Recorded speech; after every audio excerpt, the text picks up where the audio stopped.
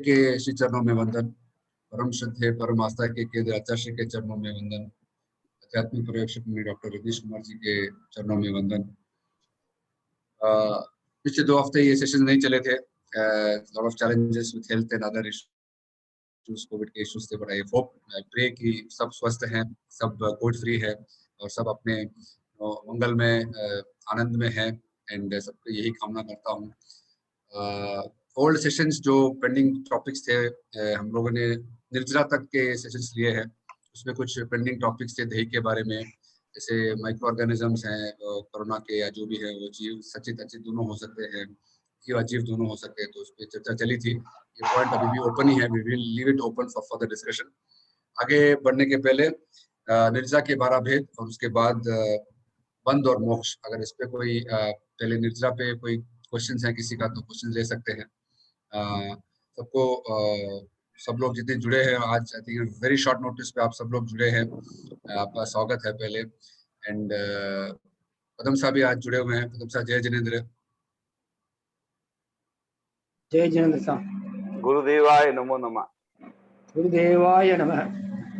कुछ जानकारी, कुछ न्यूज़ है पदम साहब की तरफ से? साध्वी श्री कैसे हैं? अदर में उनका कैसा चल रहा है? साध्वी श्री अणिमा जी तो पेट में थोड़ा सा मतलब प्रॉब्लम है, बाकी तो सब मोटा मोटी ठीक है। कमलेश जी से बात हुई, वो जाके आए थे, वो बता रहे थे मतलब पेट में थोड़ी सी मतलब तकलीफ है, बाकी मोटा मोटी स्वास्थ्य अनुकूल है।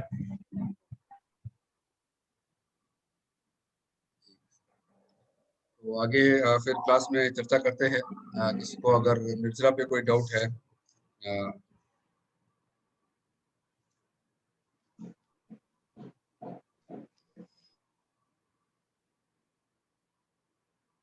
then we'll go ahead with Bandh and Moksha. Okay. आत्मा के साथ अनादि काल से कुछ कर्म उद्गल चिपके हुए हैं, जिसको हम कर्म कहते हैं।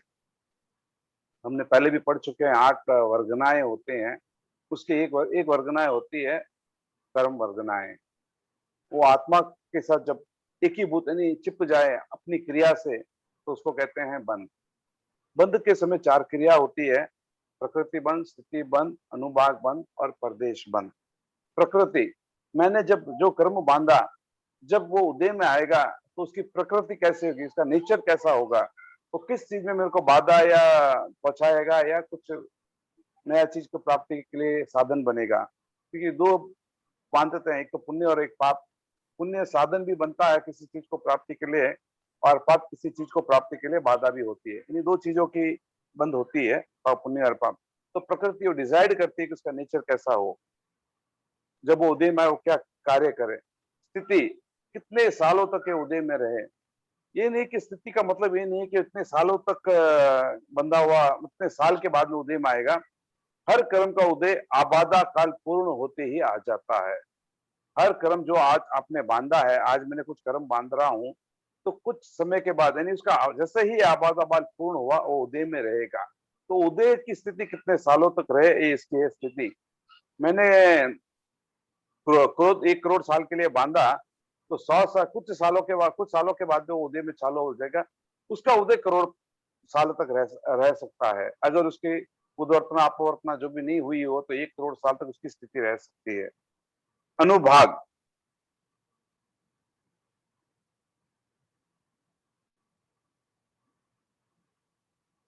प्रकृति स्थिति अनुभाग। अनुभाग का मतलब तीव्रता। हाँ, कितने तीव्र में आएगा, कम तीव्र में। यानी बुखार के लिए मैंने कोई कर्म बांधा तो 101 डिग्री आना है, 105 डिग्री आना है, तो उसमें कितना तीव्र होना है, वो है अनुभाग। और प्रदेश, आत्मा के कितने प्रदेशों पे कर्म पुर्गल के कितने प्रदेश चिपकेंगे, ये उसके डिसीजन होता है। जितने भी हम कर्म बांधते हैं वो अनंत प्रदेश ही बांधते हैं। संख्यात असंख्यात कर्म पुद्गल अपने लिए कोई काम के नहीं है। अनंत प्रदेशी पुद्गल ही हम बांधते हैं, और आत्मा के असंख्यात प्रदेशों में कहाँ बंधता है ये डिसाइड करता है प्रदेश। 8 कर्म है, 8 कर्म की यही 8 कर्म जब भी हम बांधते हैं, तो इन चारों प्रोसेस जरूर होते हैं हर कर्म के साथ। अंदर साहब प्रश्न ये आता है कि जैसे सुनने में आया है कि कर्म पुद्गल सारे मतलब जैसे एक प्रकार के होते हैं, लेकिन आपने जिस भाव से उसे बांधा फिर वो उस टाइप में कन्वर्ट हो जाते हैं। जैसे तो ये प्रकृति में बांधा परिवर्तन, है, हाँ प्रकृति तो से ये होता है। करेक्ट, तो ये जो हम अपने भाव जिस टाइम बांधते हैं तब उसको वो डिसाइड होता है कि वो क्या इफेक्ट अपने पर लाएगा। लेकिन कर्म पुद्गल सारे वैसे प्रकृति में एक तरह के ही है, they are not different types of कर्म पुद्गल। नो नो, वो अपने साथ से कर्म पुद्गल एक है, लेकिन उसका रस और उसका स्थिति ये साथ में ही बंधता है। उदय में आने के पहले मैं उसको चेंज जरूर कर सकता हूँ, नहीं, लेकिन उसकी प्रकृति नहीं, जब बनता है तब प्रकृति एक ही है, बनने के बाद जैसे हमारे भाव होते हैं उसकी प्रकृति चेंज हो जाती है। हाँ, बांधते समय एक प्रकृति प्राय ये होती है। अगर मैंने उद्वर्तन अपवर्तन या संक्रमण नहीं किया तो उसी तरह से उदय में आता है।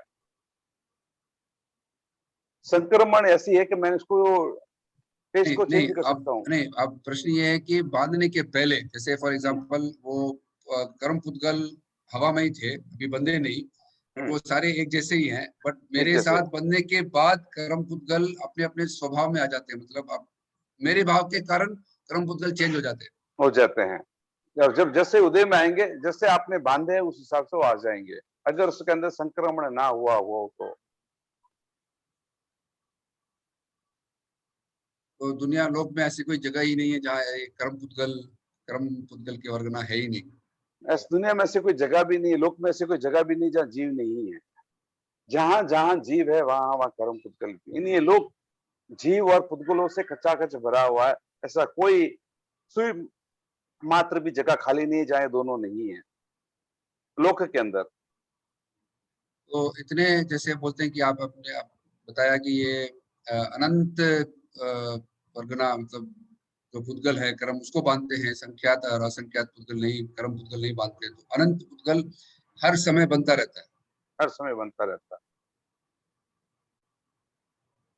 अब सवाल हो सकता है कि जब मैं इतने कर्म बांध रहा हूं तो मेरे शरीर में वजन में क्यों डिफरेंस नहीं आ रहा है। हो सकता है मैं अनंत पुद्गल बांध रहा हूं तो कर्म कर्मों के कर्म अंदर एक पुद्गल एक चीज होती है अगुरु लघु, यानी ना वो हल्का होता है ना वो भारी होता है, इसीलिए अपने को उसका वजन पता नहीं चले। मैं तो लोगों को बट कहता हूँ अगर जब वो कर्म ज्यादा होते हैं तो फिर वो नरक का, फिर वो देवता का, वो फिर वो कार्बन शरीर मूव कैसे करता है? हाउ डज इट नो कि कार्बन उसको शरीर ऊपर जाना है का नीचे? कार्बन शरीर डिसाइड कर लेता अपना आप ही। जैसे मेरे आयुष्य का मैंने बांध दिया, जैसे मैंने गति बांध दी, उस हिसाब से वो लेके चला जाता अपना आप ही। उसके लिए बट कोई निर्धारण करने के लिए कोई जरूरत नहीं होती है। वो उसको ज्ञान कहाँ से होता है, या जो भी उसको बोलते हैं, नॉट ओनली ज्ञान बट वो जो property by which it should go in this direction, तो उसको वो कैसे पता होता है कि ऐसे ही जाना? जैसे ही उसने गति बांध ली, वैसे ही उसने एक चीज बांध देता है वो। ये अब जैसे ग्रेविटी के कारण ऊपर से कोई चीज नीचे गिरता है तो वी अंडरस्टैंड कि कुछ तो एक फोर्स है, फोर्स को खींचता है। तो मैग्नेट की तरफ जैसे कोई मेटल जाता है तो मैग्नेटिक एक फोर्स होता है, तो फोर्स खींचता है। तो इसमें वो कौन सा एक फोर्स है या कौन सा वो एक प्रवृत्ति है जिससे आत्मा को पता चलता है कि आपको ऊपर जाना है, नीचे जाना है? तीर्थंकर नामकर्म बांधता है इस जगह पे। तीर्थंकर नामकर्म बांधने के बाद में देवलोक चला जाता है। ऐसा उसने क्या क्रिया किया कि वो नीचे आ गया। करेक्ट, वो समझ में नहीं आ रहा है कि वो बाय डिफॉल्ट ऑटोमेटिक होता है कि कर्म में कोई हल्का भारीपन नहीं होता है। ऐसा जैसे ऐसा मेरे कुछ। भाव, हाँ, जैसे मेरे भाव होते हैं उसी के हिसाब से वो चला जाता है। जब मैं कर्म बांध देता हूँ, आयु कर्म बांध देता हूँ, तो साथ में अनुपूर्वी एक चीज कर्म में बांध देता हूँ। उसका कार्य होता है कि अगर मैं वक्र गति में जाता हूँ तो वो अपनी जगह पे पहुंचा देता है। अगर मैं ऋजु गति में जाऊँ तो वहां पे भी उसकी जरूरत नहीं होती है, लेकिन वो बाय डिफॉल्ट चला जाता है। ये नहीं है कि कर्म भारी था इसके लिए नरक में चला गया। हम बोलते हैं कि कर्म भारी, कर्म तो हलुकर्मी था, मतलब ये कर्म की सघनता कम ज्यादा हो सकती है, वजन कुछ नहीं होता है। ये इतना छोड़िए, अगुरु लोगों का एक काम है। मेरे शरीर में भी अगुरु लघु नामकर्म का उदय है, आपके शरीर में भी अगुरु लघु नामकर्म का उदय है। अगुरु का मतलब ना हल्का ना भारी। मेरे को मेरे शरीर उठाने में तकलीफ नहीं है। 200 साल का 200 किलो का एक लड़के आदमी के पीछे भी सांप छोड़ दीजिए, वो भी भाग जाएगा। लेकिन आपको उस 200 किलो आदमी को उठाने के लिए बोले पॉसिबल नहीं है। आपके लिए वो भारी है। आपके लिए एक पतला आदमी हल्का हो सकता है आपकी तुलना में, लेकिन वो स्वयं के लिए अगुरु लघु है। स्वयं का शरीर का वजन उठा के आराम से चल सकता है। बीमारी की वजह से हड्डियां कमजोर हो गई वो अलग बात है, वरना उसके अंदर अगुरु लघु का उदय हरदम रहता है, इसीलिए वो अपना शरीर को उठा के रखता है।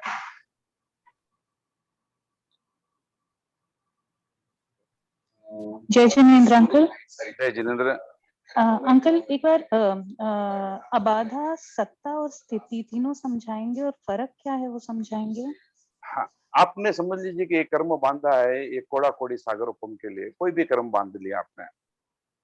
जब वो बांधा तब उसकी स्थिति थी एक कोटा कोटी सागर। जब बंध रहा है तब उसमें स्थिति भी डिसाइड हो जाती है कि एक कोड़ा कोड़ी सागर तक वो बंधेगा, अपने आत्मा के साथ चिपका हुआ रहेगा, धीरे धीरे निकलेगा।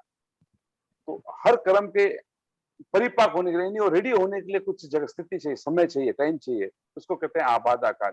यानी एक कोड़ा कोड़ी की सागर का जितना भी मैंने कर्म बांधा उसके साथ 100 साल का आबादा काल होता है। अगर मैं उससे कम बांधू तो आबादा काल कम होगा, उससे ज्यादा बांधूंगा तो आबादा काल बंद होगा।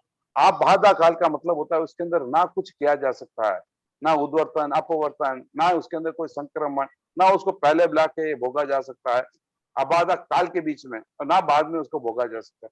वो स्थिर, यानी जैसे आपने तिजोरी के अंदर पैसा रख दिया, उसको कुछ नहीं, उसका कोई वैल्यू नहीं है, मतलब वैल्यू तो है लेकिन उसको काम का नहीं आपके, क्योंकि चाबी नहीं है, वो अंदर ही पड़ा है, तो उसको कहते हैं आबादा काल। यानी it is of now no use.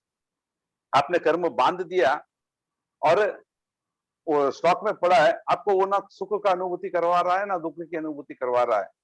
कब करेगा वो चालू होगा जब आबादा काल पूर्ण हो जाएगा। इन्हीं वजह से ही कर्म मैंने बांधा, ये कोड़ा कोड़ी सागर का 100 साल पूर्ण हो गया, वो उदय चालू हो गया। उदय की अवस्था में ही सुख और दुख की अनुभूति होती है, उसके पहले कभी नहीं होती है। बट उदय में होने के बावजूद भी सुख और दुख की अनुभूति होना अनिवार्य नहीं है। अनिवार्य क्यों नहीं है? कर्म जैसे मैंने बांधा ऐसे ही अपने कोड़ा कोड़ी सागर का कर्म बांधा है, तो आप ये सोच के चलिए कि कर्म बहुत गाढ़ रूप में बांधा है आपने, हल्के रूप से नहीं बांधा है।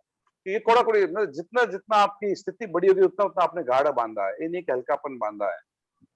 लंबे कर्म कभी भी नुकसानदायक है। हल्के कर्म होते हैं जो संचलन क्रोध मान माया लोभ 10-15 दिन में उदय में आ जाते हैं, वो हल्कापन हो सकता है। लेकिन जबकि आप एक कोड़ा कोड़ी सागर पंप के लिए बांधते हैं तो गाढ़ रूप में ही बांधते हैं, तब भी उतने साल चिपका रहेगा। जैसे आपने जितना जितना तेल है दीवार में डालेंगे उतना तो स्टिक हो जाएगा, मजबूती से स्टिक हो जाएगा, निकालने में मुश्किल हो जाएगा, लेकिन सूखी दीवार पे टच होते नीचे गिर जाएगा। तो अंकल वो एक सॉरी बोलिए। नहीं तो एक कोड़ा कोड़ी सागर का अगर बांधा हुआ है तो उदय काल वो इतना लंबा टाइम तक उदय में आता ही जाएगा या कोई पर्टिकुलर टाइम पे उदय में आएगा? और 100 साल के बाद नहीं 100 साल के बाद में आप भले उद्वर्तन अपवर्तन संक्रमण कर सकते हैं, 100 साल तक आप कुछ नहीं कर पाएंगे ना, वो आपको तकलीफ भी दे रहा है।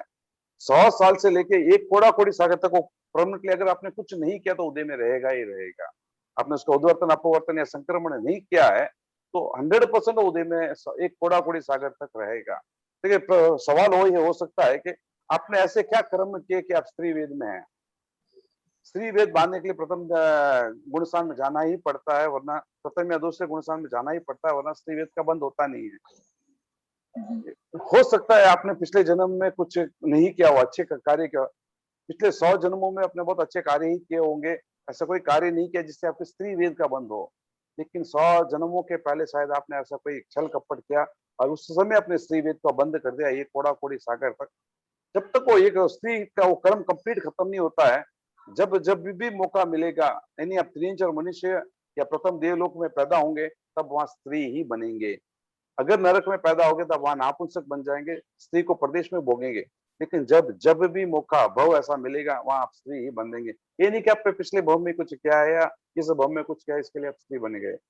अनंत भवों के पहले भी आपने बांधा होगा स्त्री वेद, उसके जैसे कोड़ा कोड़ी सागर का बांधा, उसके 100 साल के बाद में जब भी आपको मौका मिलेगा आप स्त्री के रूप में ही पैदा होंगे, जब तक वो करण संपूर्ण रूप से खत्म ना हो जाए। तो हर क्षण उदय चालू रहेगा एक कोड़ा कोड़ी सागर तक, हर क्षण तक उदय चालू रहेगा। जैसे अभी तो जैसे अभी आपने बताया कि हर क्षण चालू रहता है, बट जब देवगति में पैदा हो गए हायर देवगति में, वहां तो स्त्री है ही नहीं, तो वहां पे तो फिर वो उदय में हाँ। होते हुए भी इफेक्ट में नहीं है, तब उसका प्रदेश में फल भोग रहा है, इफेक्ट नहीं हो सकता प्रदेश वाले में। की बात, देखिए इफेक्ट होना और नहीं होना वाली बात नहीं, प्रदेश के में उदय, उदय हर क्षण है उसका, या उदय तो क्षण है। विपाक में हो या प्रदेश में हो, उदय हर क्षण है उसका। तो अंकल ये संक्रमण और ये सब कब होता है? अब आधा काल अभी खत्म होने के हुआ बाद और में उदय स्टार्ट हुआ। हाँ, उसके बाद में आप संक्रमण कर सकते हैं, उद्वर्तन कर सकते हैं, अपवर्तन कर सकते हैं, कुछ भी कर सकते हैं। ओके, तो सत्ता क्या हुआ अंकल? एक कोड़ा कोड़ी सागर में जब तक वो कर्म आपके बंधने से लेके अंतिम जो पुद्गल ना निकल जाए, उस पूरे पीरियड को सत्ता कहते हैं। आबादा काल भी सत्ता के अंदर इंक्लूडेड होता है। तो स्थिति और सत्ता एक ही है? स्थिति और सत्ता एक ही है। Okay okay, thank you. मंदिर सर, लेकिन एक और बात इसमें इम्पोर्टेंट है कि जो कर्म बनता है तो इट इज नॉट कि एक टाइम बन गया फिर रुक गया, वो कर्म बनने का प्रोसेस तो कंटिन्यूसली चलता ही रहता है। फॉर एग्जांपल क्रोध आया, आप उस क्रोध के माइंड सेट में हैं, सुबह एक बार क्रोध आया, आपने कर्म बांधा, क्रोध कम हुआ, शाम को दोपहर को फिर क्रोध आया, तो फिर आप वो जो प्रोसेस साइकिल का वो चलता ही रहता है। बट जब निकलता है तो जरूरी नहीं कि वो एक साथ में भी निकले, वो भी अपने अपने प्रोसेस के हिसाब से फिर वो भी धीरे धीरे धीरे धीरे ही निकलेगा। देखिए, अपने हर आत्मा के प्रदेश पर अनंत निश्चय के नहीं कर्मों के पुद्गल्स हैं। हर का जिसका उदय चालू है, सबके सब उदय में चल ही रहे हैं। अब जितने नए बांध रहे उतने नए तोड़ पुराने तोड़ भी रहे हैं, क्योंकि हर कर्म एक स्थिति के साथ बंधता है, और जैसे ही उसकी उदय चालू होगा, बाहर निकलना भी चालू हो गया। ये नहीं कि आपका कोटा सही है सर, ठीक है, वो कुछ पहाड़ बड़े हैं, 70 कोड़ा कोड़ी सागर के हैं, कुछ पहाड़ एक छोटा है, कुछ पहाड़ एकदम माइन्यूट है, लेकिन सबके उदय चल रहे हैं, और नए बंद भी रहे तो सबके सब उदय साथ ही साथ चल भी रहे हैं और बाहर निकल भी रहे हैं। कुछ विपाक में आ रहे हैं और कुछ प्रदेशों में भोग रहे हैं, लेकिन उसका उदय भी कभी नहीं रुकता है। जिस तरह कर्म आके बनना उदय नहीं रुकता है, उसी तरह कर्म तोड़ना भी कभी नहीं रुकता है। नहीं, ये मैं ये बात नहीं कर रहा हूँ कि निजरा की बात नहीं कर रहा हूँ, स्वतः उदय मानने वाले। निजरा के भी दो प्रकार है, एक तो उदय में और अलग हो गए, और एक मैंने पहला ब्लॉक को भोग लिया। तो मैं स्वतः निजरा की बात कर रहा हूँ कि स्वतः आ रहे हैं, उदय में आ रहे हैं, अपना विपाक में या प्रदेश में वो अपना फल देना उदय के चला जा रहा है। जिस तरह बांधने का प्रोसेस चलता ही रहता है, उसी तरह तो निकलने का प्रोसेस भी चलता ही रहता है। ये नहीं कि सिर्फ बांधता ही रहता हूँ, बांधता ही रहता हूँ, बांधता ही रहता हूँ। हो सकता है मैं मेरी ज्यादा क्रिया से मैं ज्यादा कर्म बांध भी रहा हूँ, लेकिन जो कर्म उदय में उसको भी मैं निकाल ही रहा हूँ ऑटोमेटिक। एक ऑटोमेटिक प्रोसेस है। तो ये जो निर्जरा के जो 12 भेद है, उसमें शरीर को तपाने का और मन को प्रैक्टिस में लाने का प्रयत्न है। जैसे दोनों का संतुलन होना भी जरूरी है। आप शरीर से बहुत हो सकते हैं, लेकिन मन से भी अगर आप क्लियर नहीं है तो निर्जरा ज्यादा नहीं हो सकती है। और मन भी ज्यादा लगा दिया लेकिन शरीर साथ नहीं दे रहा है, तो भी एक वो चैलेंज है। तो आई थिंक तो अंतर और भाई में दोनों में बैलेंस होगा तो निर्जरा के प्रोसेस में भी आप स्मूथली उसको आगे लेके जा सकते हैं। कभी कभी अपन जाते हैं, हमारा सा बोले नहीं इनको शनिवार समय करनी है, इच्छा ना होते हुए भी हम त्याग ले लेते हैं।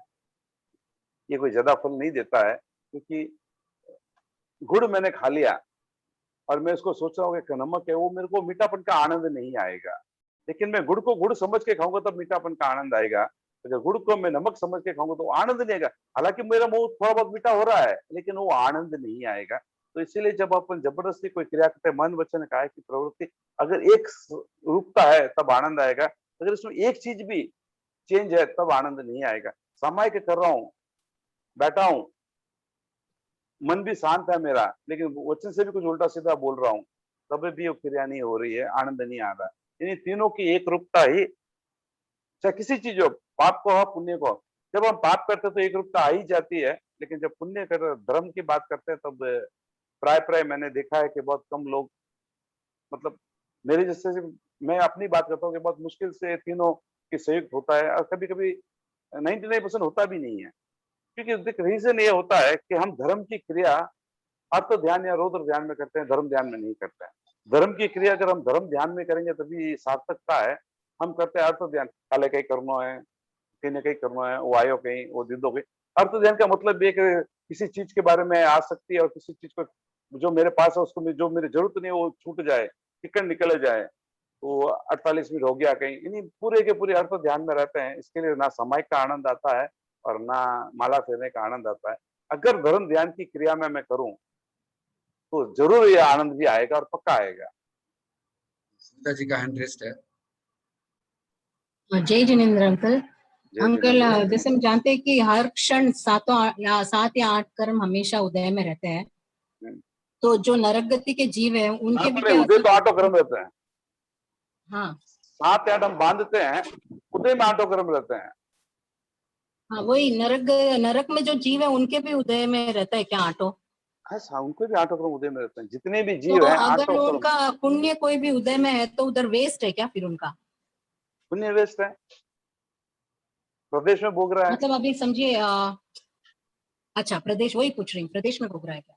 बस वेस्ट कर, मतलब आपके हिसाब से, अपने हिसाब से वेस्ट है वो, इसका फल नहीं मिल रहा है मेरे को।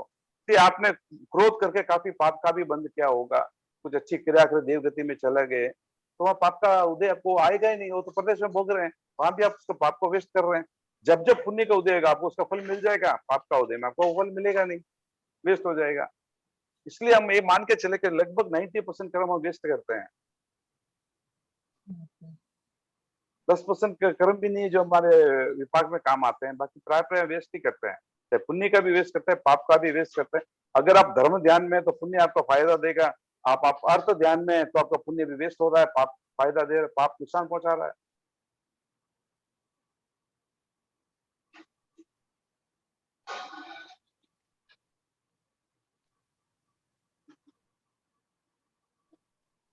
सर ये अर्थ ध्यान में पुण्य कैसे वेस्ट हो रहा है? पुण्य तो पाप कर्म ही हुआ, मतलब ठीक है, 4 चीज आते हैं। पुण्य का उदय पाप का बंद कर रहा हूँ, पुण्य का उदय पुण्य का बंद कर रहा हूँ।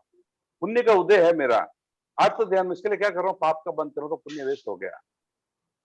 आपने पढ़ा होगा ठानम सूत्र में 4 प्रकार के ये होते हैं, पापानुदि पुण्य, पुण्य से उदय और पाप का बंद कर रहा हूँ, पुण्य का उदय और पुण्य का बंद कर रहा हूँ।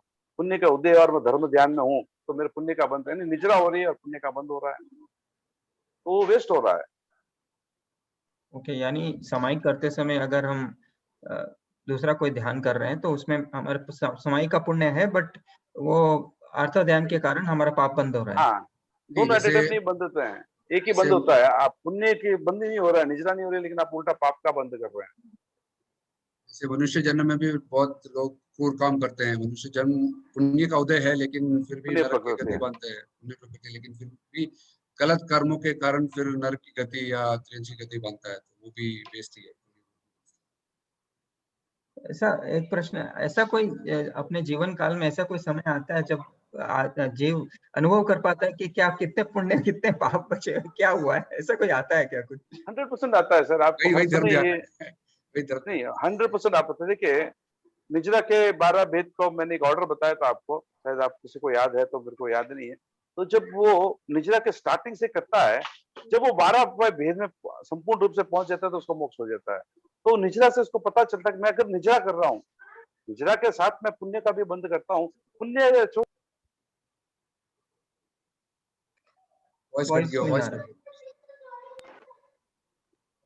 तो मैं आवाज आ रही है? हाँ, आ रही है। तो मैं वेस्ट पुण्य छोड़े अपने काम करने, लेकिन जब जैसे जैसे मैं सीढ़ी दर सीढ़ी बढ़ता जा रहा हूँ, 12वें का मतलब है उत्सर्ग, उत्सर्ग मतलब आत्मा अलग शरीर अलग, यानी मैं मोक्ष में पहुंच गया। तो ये एक समय आया जब आदमी वो जागरूक हो जाता है कि भाई मेरे को धर्म क्या है पता, जब जागरूक हो जाता है तो उसको पता चलने लग जाता है कि मैं पुण्य पाप क्या करता हूँ। लोग मेरे को पूछते हैं कि एक आदमी पापी था, काफी बार पूछते हैं, तब तो राज कर रहा था, मौज कर रहा था, जैसे ही मैंने धार्मिक बना और मेरे को दुख के पहाड़ आ गए, इसका रीजन क्या? तो क्या धर्म करना वेस्ट हो गया? जबकि हम बोलते हैं धर्म का फल कभी भी वेस्ट नहीं होता है। तो मैं लोगों को एक छोटा सा एग्जांपल देता हूँ। आपकी बाजार में एक छोटी सी कपड़े की दुकान है, धंधा चल रहा है, बाजू एक बेचारा किसी व्यक्ति की बड़ी दुकान थी और किसी कारणवश उसने दुकान को बंद करने का सोच रहा था, तो उसने अच्छा माल बेच दिया। और फिर जैसे ही उसको दुकान बेचने के लिए, तो आपने सोचा कि बाजू की दुकान बड़ी दुकान है, मैं उसको खरीद लूं, शायद धंधा अच्छा होगा। तब वो बाजू की दुकान खरीद लेता है। तो सबसे पहले वो क्या काम करता है? दुकान खरीदने पहले काम क्या करता है? वो नया माल खरीदेगा। नया माल खरीदने से पहले पुराना जो डेड स्टॉक है, जो वेस्टेज है, जो कचरा है, उसको बाहर निकालेगा, तभी वो कर पाएगा। तो जैसे ही धर्म आप करना चालू किया, तो आपकी जो वेस्टेज है, यानी आपने अपनी नई दुकान में आ गई, तो वेस्टेज जो है उसका कार्य क्या? आपको क्लीन करना, शुद्ध करना। तो वो पाप को उदीरना कर करके पहले ब्लॉक के उसको खत्म करने का प्रयास करता है। अगर आपके मन में धर्म उतर रहा है तो आपके 100% ये चीजें आएगी। देखिए जिसके पास पाप का कोटा नहीं था वो अलग बात है, लेकिन हम हर व्यक्ति के पास पाप का कोटा भी रहता है, तो वो उदीरना कर करके पहले ब्लॉक उसको खत्म करता है। जैसे ही आप उसकी निद्रा होने लग जाते हैं, आप हल्के होने लग जाते हैं, और कुछ दिनों के बाद, कुछ सालों के बाद या कुछ जन्मों के बाद उत्तसर्ग की स्थिति पे पहुंच जाते हैं। अगर आप स्थिर रहे, नहीं नहीं मैं तो पाप में जचो तो मैं आनंद में तो, और वापस आप पीछे चले गए तो वापस इस छोटी दुकान में चले गए तो उतना ही धंधा होगा जितना होना था। तो एक बहुत सिंपल एग्जाम्पल है, आप प्राय रेगुलर देखते हैं इसको, सोचते नहीं अपन कि क्यों हो रहा है। धर्म करते अगर किसी को नुकसान हो तो बहुत अच्छी बात है, धर्म उसके मन में लग रहा है और क्रिया क्लीनिंग प्रोसेस स्टार्ट हो गया, ये सोच के चलिए। हो सकता है एक भाव में, देखिए अनंत भावों का पाप लेके साथ तो चल रहा हो तो एक भाव में भी खाली ना हो, लेकिन उसका प्रोसेस चालू हो जाएगा। जिस भाव में आप मरेंगे अगले भाव भी आपको ऐसे ही मिलेंगे, तो अगले भाव में वो प्रोसेस चालू रहेगा। ये नहीं कि उसको भाव टूट जाएगा, वो ऐसे ही चलता रहेगा। और इसीलिए भगवान कहते हैं कि एक बार आदमी श्रावक बन जाता है, श्रावक बनने का मतलब है कि उसने पाप की क्लीनिंग स्टार्ट कर दी, प्रोसेस स्टार्ट कर दिया, और 8 या 7 या 8 भाव में वो मोक्ष जाएगा ही जाएगा, 15 भाव में मैक्सिमम वो मोक्ष जाएगा ही जाएगा। अगर एक बार भी वो श्रावकपन का एक्सट्रीमली पालन कर ले, अच्छे तरह से पालन कर ले, तो उसके भाव अगले भाव में ऐसे ही चलते रहेंगे। अगर वो विचलित ना हो तो 15वें भाव में तो मोक्ष निश्चित है उसका। साधुओं के लिए इतना ही कहा गया, श्रावक के लिए भी इतना ही कहा गया, क्योंकि जिसने क्लीनिंग प्रोसेस स्टार्ट कर ली वो मोक्ष जाएगा। बट वो तो डिपेंड है ना, अपने पिछले कितने कर्म है। स्टार्ट तो किए आज, जैसे महावीर भगवान ने नया सर स्टार्ट के 27 भाव थे, मतलब पहले भाव में उन्होंने सम्यक्त को प्राप्त किया शायद, तो भी पिछले कर्म इतने थे तो उनको तो लंबा खींचना कई पड़ा। देखिए जैसे ही उसने साधुपन, ब्रह्मदत्त चक्रवर्ती के में ही जैन साधु बने, श्रावक बने पहले, इसके बाद में साधु बने। साधु बनने के बाद 5 भाव में तो मोक्ष चले गए, उसके पहले तो ब्राह्मण ही थे। भगवान ऋषभ देव के बाद में वो जैन कभी नहीं बने, आपने उसके प्रोसेस को पढ़ लीजिए। जैसे ही उसने जैन के श्रावक या साधुपन बन गया तो उसमें उन्होंने ज्यादा भाव नहीं लिए। तो अगर वो मरीचि के जीव में अगर उसी साधुओं के भाव, उन्होंने ब्राह्मण अपने आप को मरीचि मतलब दंडधारी साधु बना दिया था, त्रिदंडी बना दिया था, यानी जैन धर्म को छोड़ चुके थे। अगर उसी ब्रह्मदत्त चक्रवर्ती में जैन धर्म को पकड़ा था उन्होंने, उसके बाद उस भाव में उन्होंने नहीं छोड़ा, अगले भाव में उसको प्रोसेस ऑटोमेटिक मिलता गया, जब तक वो मोक्ष नहीं गए। 4-5 भाव में चले गए थे, 20वें 21वें भाव में थे वो ब्रह्मदत्त चक्रवर्ती, उसके बाद में मोक्ष चले गए। अगर वो मरीचे के भाव में, उसी भाव में अगर उसने नहीं छोड़ा है होता, तो अगले 2-3 भाव में उसी भाव में मोक्ष चले जाते वो। तो हम यही कहते हैं कि जब श्रावकपन पाल रहे हैं तो उस भाव के अंतिम समय तक आप उसको पालते हुए चले, तो अगले भाव में वो चीजें आपको मिलती ही रहेगी। अंतिम भाव बोलो ना, अंतिम गति जैसे आपने बिगाड़ी तो अगली गति बिगड़ गई, अंतिम भाव आपने सुधारा तो अगली भाव सुधर गया, तो अंतिम भाव आप कैसा रहते हैं। इसलिए संतारा संलेखना का इतना महत्व दिया गया कि अंतिम भाव में धर्ममय हूँ, अगले भाव मेरे को ऑटोमेटिक धर्ममय मिलेगा और मैं मोक्ष लूंगा। साधु को किसी के लिए भी पूछ लीजिए, वो एक ही बोलेगा मैं संतारा में जाना चाहूँ, हो ना हो, लेकिन उसके भाव ये रहता है कि मैं संतारा में रहूं, ताकि अगले वो उसके सुधर जाएंगे, और उसी भाव में अगर टिक जाएंगे तो मैक्सिमम आप और मैं भी 15 भाव में मोक्ष चले जाएंगे। इसके पहले तीसरे भाव में भी जा सकते हैं, मैं ये नहीं बोला 15 में ही जाएंगे, तीसरे में भी जा सकते हैं। महेंद्र साहब, ये आप प्रश्न आता है कि सनातन धर्म में भी मोक्ष को मानते हैं, सनातन धर्म में भी त्याग तपस्या का एक प्रचलन है, वहां पे भी सम्यक्त का कुछ एक लक्षण होना चाहिए। जैसे कोई त्याग करता है, तपस्या करता है, वो लोग उपवास करते हैं, सब कुछ करते हैं, मोक्ष के लिए ही करते हैं, सकाम निजरा ही करते हैं, फिर उनके सम्यक्त में और हमारे सम्यक्त में फिर क्या अंतर? देखिए उनकी जो क्रिया है, क्रिया में पाप को भी उन्होंने, किसी क्रिया करते हुए अगर पाप हो जाए तो उसको पाप नहीं मानते हैं। धर्म के लिए किया गया पाप धर्म है, उनकी मान्यता थी। तो अधर्म और धर्म का मिश्रण जब हो जाता है तो सम्यक टिकती नहीं है वहां पे। तो फिर वो 15 भाव का रूल उनको नहीं लगता है, सिर्फ 15 भाव का रूल हमें ही लगता है? नहीं, सम्यक को 15 भाव का मूल रूप रखता जरूर है, उनको भी लगता है, क्योंकि देखिए इस भाव में उसने काम निजरा करते करते भी काफी पुण्य का अर्जन किया, काम निजरा के साथ भी पुण्य का अर्जन, अच्छा भाव मिले गया, तो हो सकता है वो मोक्ष चला जाए। जितनी भी दुनिया में प्रपंच हो, प्रथम गुण स्थान वाले में है, चौथे में आने के बाद किसी के कोई प्रपंच होगा ही नहीं, सबके लिए समानता से देखेगा।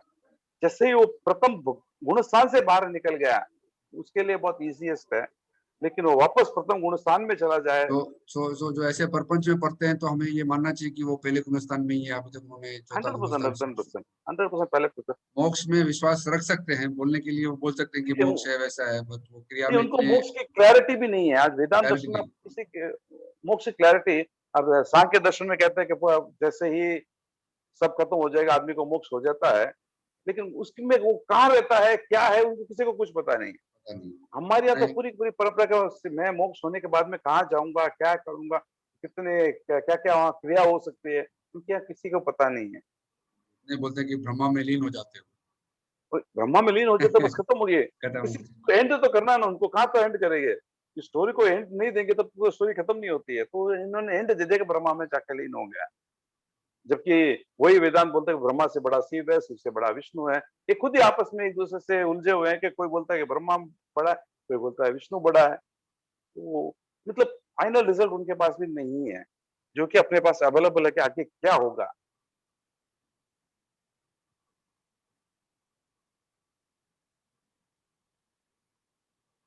किसी का कोई प्रश्न नहीं है तो फिर आगे मोक्ष के 4 हेतु पे भी जा सकते हैं अगर टाइम है।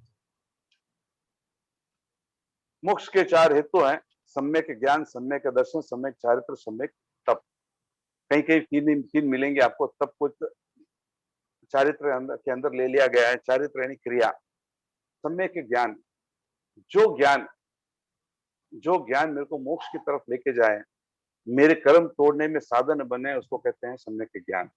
सम्यक दर्शन यानी सम्यक, जिसकी दृष्टि एकदम शुद्ध हो, तत्व के प्रति एकदम क्लियर हो। और चारित्र यानी क्रिया। चारित्र का और तप दो अलग अलग क्यों लिया गया? तो चारित्र का मतलब होता है संवर और तप का मतलब होता है निजरा। कहीं कहीं संवर दोनों को साथ ले लेते हैं, कहीं कहीं अलग अलग लिया जाता है। चारित्र का मतलब संवर, संवर के बाद में निजरा इसके लिए लिया जाता है ताकि संवर करने से नए कर्म आगमन होंगे नहीं और तब से पुराने कर्म तोड़ के मोक्ष चला जाएगा। ये जब पूर्ण हो जाए, तीनों का पूर्ण होने या चारों का पूर्ण हो तभी मोक्ष है। मैं सम्यक ज्ञान नहीं करता हूँ, मेरे दर्शन एकदम शुद्ध है, तब भी वो चौथे गुण स्थान में ही है, क्योंकि दर्शन है, चारित्र नहीं होगा। ज्ञान के बिना चारित्र होता नहीं। ठीक है, कोई अपवाद रूप में उसके ऐसे कोई ज्ञानावरण कर्म का उदय हुआ और वो ज्ञान नहीं कर पा रहा है, ऐसे बहुत कम अपवाद, लाखों करोड़ों भावों में एक दो मिले बाकी। लेकिन ये तीनों के बिना, मतलब चारों के बिना मोक्ष कभी नहीं हो सकता, पूर्णता हो। काफी वाद होते हैं, कोई ज्ञान को मानता है, कोई ज्ञान को ही वेस्ट मानता है, कोई सिर्फ तपस्या, कोई सब कुछ मानता है बाकी नहीं करता। बौद्ध धर्म तो सिर्फ ध्यान के अलावा किसी चीज की जरूरत नहीं कहते हैं। ये सब मोक्ष के साधन आंशिक हो सकते हैं, नहीं कुछ अंशों तक पहुंच सकता है, लेकिन संपूर्ण रूप से नहीं है। संपूर्ण रूप के लिए आपको ये पूर्णता प्राप्त हो।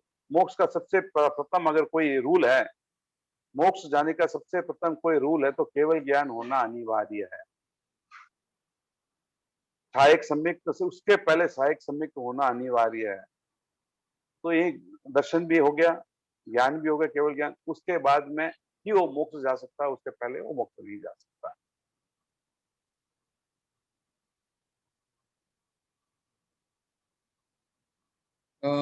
जैसे आप बता रहे हैं तो इसका मतलब ये है कि दर्शन, सम्यक दर्शन इज मोर इम्पोर्टेंट देन सम्यक ज्ञान for the spiritual development stage when they correct can. है। जब आपकी दृष्टि शुद्ध नहीं, आपको पता ही नहीं है, शुद्ध नहीं है कि मैं इसके ऊपर आस्था रखूं ना रखूं। मैं छोटे से बच्चों के स्कूल की स्टोरी आपको लोगों को पता भी हो। एक अंधा और लंगड़ा जंगल में थे और जंगल में आग लग गई। अंधे के पास पांव तो है, भाग तो सकता है, लेकिन उसको पता नहीं कहाँ भागना है। लंगड़े के पास आंख है, देख तो सकता है, लेकिन पता नहीं कहाँ जाना है। तो यहाँ आंखों को दर्शन और ज्ञान की उपमा दी गई और चारित्र को पांव की उपमा दी गई है। तब अंधा भाई उसको बोलता है कि भाई तुम्हारे पास पांव है तो भाग तो सकता है, मेरे पास मेरे पास पांव है, भाग तो सकता हूँ, तेरे पास आके तो मेरे को रास्ता बता दे। अगर दोनों का सहयोग मिलेगा तो हम मोक्ष बाहर निकले जाएंगे। उसी तरह ज्ञान और दर्शन का जब भी सहयोग मिलेगा, चारित्र मिलेगा, वो अपना मोक्ष चला जाएगा।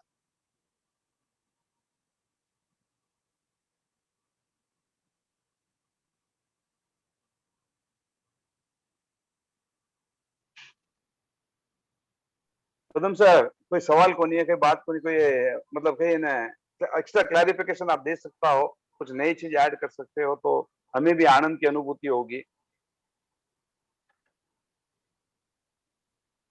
हाँ सर, मैं पूछूं? हाँ सर, सर। जैसे हम बोलते हैं आत्मा के मूल गुण 8 गुण, हाँ। बोलते हैं केवल ज्ञान, केवल दर्शन, गुरु लोग, तो ये तो मतलब केवल ज्ञान तो है ही है ऑलरेडी। हाँ।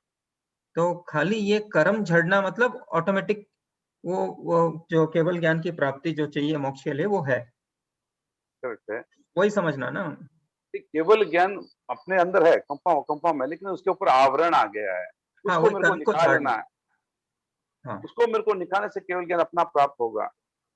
ओके। तो अपने कर्म झड़ने हैं, बस मेन वो बस वो निचरा वाला। करनी है, कर्म की निचरा करनी है। तो निचरा करने का साधन है तप और चारित्र। चारित्र नए कर्म को रोकेगा नहीं और निचरा पुराने कर्म को तोड़ता जाएगा। तो उसको कैसे तोड़ना, उसके लिए मेरे को ज्ञान होना अनिवार्य है, श्रद्धा होनी अनिवार्य है। आज मेरे को, मैं प्रथम बार गुरु दर्शन करने के लिए अभिलाषा से मैं किसी को पूछता हूँ कि भी मेरे को दर्शन करना है, तो मैं किसको जाके पूछूंगा? जिसके ऊपर मेरे को विश्वास होगा, यानी श्रद्धा होगी कि वो आदमी मेरे को गलत राह नहीं दिखाएगा।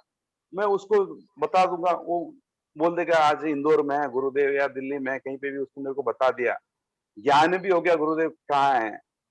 और जो आदमी बोला मेरे को पता विश्वास है कि आदमी मेरे को गलत नहीं बोलेगा, क्या मेरे गुरुदेव के दर्शन हो जाएंगे? नहीं होंगे। उसके बाद में मेरे को दिल्ली के टिकट लेना है, जाना है, उसके लिए मेरे को क्रिया करनी पड़ेगी, वहां पहुंचना है। दिल्ली उतरने से भी मेरे को दर्शन नहीं होंगे, वो जहां विराजित है वहां मेरे को पहुंचना है, तभी दर्शन हो गए। यानी ज्ञान और दर्शन होने से मात्र से मेरे को दर्शन नहीं होंगे, मेरी क्रिया भी जरूरी है, तभी मेरे को वहां दर्शन होंगे। आचरण चारित्र एंड में कन्वर्ट हो रहा मोस्टली ये भी समझने में आया है कि लोग जो मोक्ष की अभिलाषा करते हैं, संसार में जो दुख है उससे दूर होने के लिए मोक्ष की अभिलाषा करते हैं। ये नहीं कि खुद के जो कर्म है वो खुद दूर हो जाएंगे या खुद को ऐसे ऑटोमेटिकली अनुभूति हो जाएगी, बट उस दुख से दूर भागने के लिए मोक्ष की कामना करते हैं। तो द डेफिनेशन इटसेल्फ, उनका ये जो लक्ष्य है वही जो बोलते हैं दर्शन ही ठीक नहीं है। दर्शन ठीक नहीं होने से आदमी फिर वो भटकते ही रहता है। तो मोक्ष की कामना है, स्वर्ग की कामना हो गई वो तो। नहीं, मोक्ष की भी कामना करते हैं कि उनको ये बता देते हैं ना कि मोक्ष में रीबर्थ नहीं है, फिर जन्म मरण नहीं है, फिर वो रोग नहीं है, फिर दुख नहीं है। तो that also they have in mind कि चलो यार एक बार मोक्ष चले गए तो दूसरा कोई काम ही नहीं है, फिर आनंद ही आनंद है। तो एटलीस्ट फिर वो एक लक्ष्य रख के फिर वो करते हैं। Then their entire process of cleansing goes for a toss. ये मेरे मन में सर, ये मन में बार बार आता है, क्या ये मेरे आलस्य की वजह से ये कर रहा हूँ कि मुझे कुछ नहीं चाहिए, मैं अपरिग्रह में चलूं? क्या ये ऐसा कुछ भाव आना, क्या मतलब कभी कभी लगता है ये मैं बोलता ये काम मुझे नहीं करना, चल नहीं मिला तो नहीं मिला, फिर इसमें छोड़ दे, मुझे नहीं चाहिए। क्या ये आलस्य तो नहीं कहीं? प्रमाद है, 100% प्रमाद। मतलब ये देखिए, हर क्षण जागरूक होना धार्मिक की निशानी है। हर समय यानी हर क्षण वो जागरूक होता है, वो धार्मिक है। जब वो आलस कर लेता है, मैं तो कहता हूँ धर्म के प्रति छोड़िए, संसार के प्रति भी वो आलस करता है, वो भी वो कुछ नहीं पाता है, तो धर्म के प्रति आलस में क्या प्राप्त करेगा? नहीं, ऐसा नहीं, अभी कुछ काम और आ रहा है, मुझे लगता है उसमें कुछ गड़बड़ है, मैं और गड़बड़ भी है और मैं उसको उसके प्रति इतना आसक्त नहीं हो रहा। मैं बोलता हूँ मुझे नहीं चाहिए काम, चलेगा, मुझे नहीं मिल रहा है, फीस इतना कम है, ठीक है, चलेगा मेरे को। ठीक है ना। देखिए, कभी हर आदमी एक पॉइंट पे आने के बाद में अपने आप को तो देखता है बस बहुत हो गया, मेरे जीवन पर्याप्त है, तो मैं अपना कुछ समय धर्म में नियोजित करूं। तो ये भी ये अच्छी शुरुआत तो अच्छी है, होनी भी चाहिए हर व्यक्ति को। जैसे आचार्य श्रावक के 12 में एक है परिग्रह, भाई मेरे पास इतना परिग्रह होने के बाद में मैं आरंभ नहीं करूंगा, मेरी जिंदगी चलाने की इतनी मेरे को बस है। तो एक तरह का अनासक्त भाव है, बहुत अच्छी भावना है वो, और होनी भी चाहिए, हर जैन में होनी चाहिए। लेकिन जो वातावरण के हिसाब से देखते हैं लोग, ये होता है ये तो क्या आलस करता है, क्या आलसी हो गया है तो अभी काम करने में ऐसा। मोटिवेटेड नहीं है लक्ष्य के देखिए, एनर्जेटिक नहीं दोनों है। दोनों तरह का लोग मिलेंगे आपको। एक बोले इतना पैर है नहीं हाल तक तो भूख नहीं छोड़ी, और ये बोली है कि फ्री इतो ज्ञान रखने भी नहीं, यूज करने नया पैर नहीं कमाई दिया। लोग दो तरह के लोग, हर तरह के लोग आपको मिलेंगे। आपको डिसाइड करना है कि जिंदगी में आपको क्या चाहिए। क्या सिर्फ आसक्ति ही चाहिए? कहीं कहीं अनासक्ति भी अनिवार्य होती है।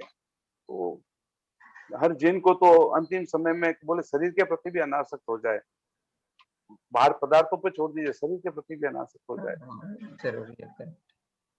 सही. जी आपका हैंड रेस्ट है। अंकल, मोक्ष की इच्छा क्यों नहीं करनी चाहिए? मैंने नहीं कहा कि मोक्ष की इच्छा मत कीजिए।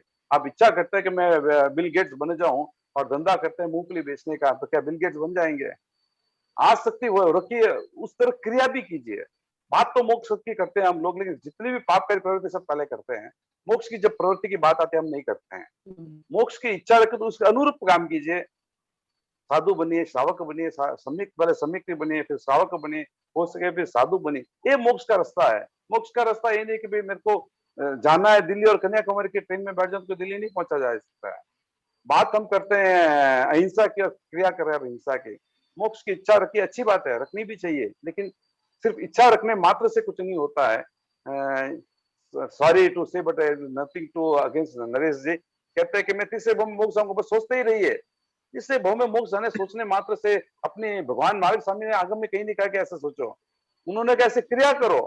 तो भगवान महावीर स्वामी से कोई बड़ा व्यक्ति नहीं है कि भाई बस खाली भावना मात्र से मैं मोक्ष चला जाऊंगा। भावना मात्र से कोई मोक्ष नहीं जाता है, बिना क्रिया कोई मोक्ष नहीं गया ना जाएगा। क्या भगवान महावीर को पता नहीं था कि 12.5 साल उन्होंने इतनी क्रिया क्यों की कि मेरे सोचने मात्र से मैं मोक्ष चला जाऊंगा? तो सोचना बंद कीजिए। सोचिए अच्छी बात है, लेकिन उसके साथ क्रिया कीजिए। सोचना हम होते हैं अलग है और क्रिया हम अलग करते हैं, ये बात करता हूँ। सोचना मात्र से कुछ नहीं होता है लोग के अंदर। Ma'am not against any Naresh Chopra और एनीबॉडी, एक बात कह रहा हूँ कि खाली सोचने मात्र से कुछ नहीं होता। लोग मेरे को कहते हैं कि भाई मैं नरेश चोपड़ा बोलता है कि खाली रोज ये भावना भाते भाते तो मैं मोक्ष चला जाऊंगा। बोला तो आचार्य महाप्रज्ञ जी उस समय आचार्य तुलसी महाप्रज्ञ जी सब तो बेकार इतनी साधना कर रहे थे, वो तो खाली सोच लेते, अगले वो मोक्ष चले जाते। क्यों इतनी साधना करके अपने शरीर को कष्ट दे रहे हैं वो? सही बात है। एक्चुअली लास्ट में ही अयोग होता है हम लोग, उससे पहले तो योग चलता ही रहता है। तो मन वचन काय की प्रवृत्ति तो लास्ट तक भी रहेगी ना, सिर्फ भाव ही थोड़ी रहेंगे। हाँ, तेरे गुणस्थान के अंतिम समय तक रहती है। तो सोचने मात्र से कुछ नहीं होते। सोचिए अच्छी बात है, लेकिन क्रिया कीजिए जरूर। रोज नियम बना लीजिए, आज 2 चीज का त्याग करूंगा, 4 चीज का त्याग करूंगा, मैं आज एक समय करूंगा, मैं शुद्ध भाव से 5 मिनट मौन रहूंगा। यानी मौन का मतलब ये नहीं कि मैं ना बोलूं, सोचना भी नहीं है उस समय, सौर यंत्र नहीं चलना चाहिए। प्रयास कीजिए, 1-1 मिनट बढ़ाते रहिए। हो सकता है 1 मिनट भी आपके काफी कर्मों को मतलब आगे बढ़ने के लिए वो चलेगा। इस भाव में मैं मोक्ष नहीं जा सकता हूँ, लेकिन मोक्ष की तरफ गति तो करूं, तो अगले भाव में यार अगले 10-15 भाव में मोक्ष चला ही जाऊंगा। अंकल फिर नहीं सोचना है क्षण के लिए, तो फिर कैसे करना चाहिए वो? क्या मैं नहीं बोलता हूँ मत सोचिए, क्योंकि एवरी सेकंड समय कुछ ना कुछ विचार आते रहता है, तो वो कैसे निर्विचार कैसे होना चाहिए वो? एक्चुअली क्या सोचना चाहिए या फिर कहाँ टिकाना चाहिए, कंसंट्रेशन क्या करना चाहिए? इसीलिए परीक्षा ध्यान में बहुत सिंपल शब्दों में उसको एक्सप्लेन करते हैं कि मन का जो है वो चंचलता उसका विषय है। It can not be different from it, but it is how you train your mind. परीक्षा ध्यान में कहते हैं कि from multiple thoughts try to bring it to one thought, from one thought to go to zero thought. ठीक है, कहने में ये मुझे कुछ सेकंड लगे, बट ये करते करते प्रयास में करते करते आपको कई साल कई जन्म भी लग सकते हैं। बट आइडिया है कि मन चंचल है, मन की चंचलता तो रहेगी, 100% रहेगी। It will work like that, it has to be like that. But then how you train your mind from multiple thoughts to one thought, from 1 to 0। इतना ही है, प्रोसेस सिंपल है बोलने के लिए, but yes this is what is tapasya, this is what is the effort, this is what is the purusharth that we have to वो zero thought होने के लिए कहीं एक जगह मन को एक जगह टिकाना चाहिए, या लाइक एक बिंदु के ऊपर, या ऐसे को टिकाने से वो निर्विचार होंगे या कैसे होंगे? करेक्ट, वो धीरे धीरे ऐसे ही होंगे। फॉर एग्जांपल जैसे माला फेरते हैं, माला तो फेर रही है, मन में वर्ड्स आ रहे हैं, लेकिन हो सकता है कि आपका मन कहीं और भटक रहा है। तो क्या करते हैं, मन के साथ केंद्र पे एक तो हमेशा होता है एक केंद्र ऐड कर देते हैं, फिर केंद्र के साथ एक रंग ऐड कर देते हैं। तो keep adding something so that you train your mind to start converging into a single point. उसके बाद आप जब एक लेवल पे जाएंगे तब आपका 1 thought to 0 thought आएगा। बट वो आते आते ही 1 thought आते आते ही में भी आपके कई वर्ष लग सकते हैं। So it's all पुरुषार्थ and it's all the training, it's all the effort. नहीं, मैं इससे अलग और एक बात ऐड करना चाहूंगा इसके साथ और एक चीज ऐड करना चाहूंगा। मन मेरे कंट्रोल में हो सकता है कि ना भी हो, लेकिन शुभ भाव में रहना आपके हाथ में हो सकता है। किसी ने कह दिया कि पाकिस्तान ने कश्मीर के 4 आतंकवादी ने कश्मीर के 10 लोगों को मार दिया, अब पूरे दिन उसी बुरे भाव में रह के मैं पाकिस्तान को उड़ा दूं। किसी ने कह दिया कि आज मैं मास कमेंट किया हूँ और बहुत अच्छा काम किया, बढ़िया, वो उस अच्छे भाव को तो 2 मिनट में खत्म कर देते हैं, उस बुरे भाव को पूरे दिन लेके चलते हैं। जब भी आपके बुरे भाव बाउंस बैक हुए, अच्छे भाव में आइए। अच्छे भाव कर्म काटने का भी एक साधन है, बुरे भाव कर्म बांधने का भी एक बहुत बड़ा साधन है। तो मन आपके कंट्रोल में चले, निर्विकल्प ना हो पाए, लेकिन बैड से गुड पे आ जाइए, अच्छी चीजों पे आ जाइए, ये भी आपके काफी सहयोग करेंगे एक भावों में आने के लिए, एक क्रिया पे आने के लिए। बुरे भावों से हटिए। जो चीज आपको लगता है कि ये चीज मेरे को तकलीफ दे रही है या इससे मेरा भाव अशुभ हो रहा है, उस चीजों से दूर हट जाइए। जैसे टीवी के न्यूज देखते हैं, न्यूज़पेपर्स देखते हैं, जहाँ सिर्फ यही चीजें भरी होती है, जो मूवीज देखते हैं हिंसा ही हिंसा बताते, इस चीजों को छोड़ के आप पुस्तकों पे आ जाइए। अच्छी पुस्तक दिन में 1 घंटा मैं पढ़ूंगा, अच्छी पुस्तक पढ़ूंगा, मेरे भावों की शुद्धिकरण हो जाएगी। एक क्रिया भी आप कर सकते हैं। 1 घंटा अगर आप डेली का पुस्तक पढ़ने के चालू कर लीजिए तो आपको मान के चलिए 1 साल के बाद में एक भाव में आना आपके लिए कोई बड़ी बात नहीं होगी। थैंक यू महेंद्र साहब। हाँ महेंद्र साहब, बोलो साहब। इस संदर्भ में मैं कुछ बोलना चाहता हूँ। 100% सही है, मोस्ट वेलकम। मैं तो आप नहीं अगर बोल रहे, इसके लिए अगर मेरे को दुख हो रहा है। नहीं, अगर मन की चंचलता को कम करना है तो उसके लिए बेस्ट उपाय है श्वास प्रेक्षा। अगर आप श्वास पर अपना मन टिक जाएगा तो मन की चंचलता अपने आप स्वतः कम हो जाएगी। ऐसा आचार्य श्री महाप्रज्ञ जी ने हमें उपाय बताया है। तो आप श्वास प्रेक्षा करना जब प्रारंभ करेंगे, धीरे धीरे धीरे धीरे दीर्घ काल निरंतर अभ्यास करने से आपकी मन की चंचलता कम होगी। जैसे ही मन की चंचलता कम होगी, स्वतः इंद्रिय और मन, वचन, काया की प्रवृत्ति भी अपने आप शिथिल होती चली जाएगी। तो मोक्ष प्राप्ति के लिए बेस्ट उपाय है आप श्वास प्रेक्षा प्लस शरीर के प्रति जो ममत्व भाव है, शरीर के प्रति जो ममत्व है उसको उत्सर्ग करना चाहिए, विसर्जन कर देना चाहिए। वो जब सद जाएगा तो मोक्ष की प्राप्ति होना संभव बन सकेगी। ओम अरहम। आचार्य Thank you, तुलसी का thank एक you. घोष याद है मेरे को। आचार्य तुलसी का एक घोष याद है, निज पर शासन फिर अनुशासन।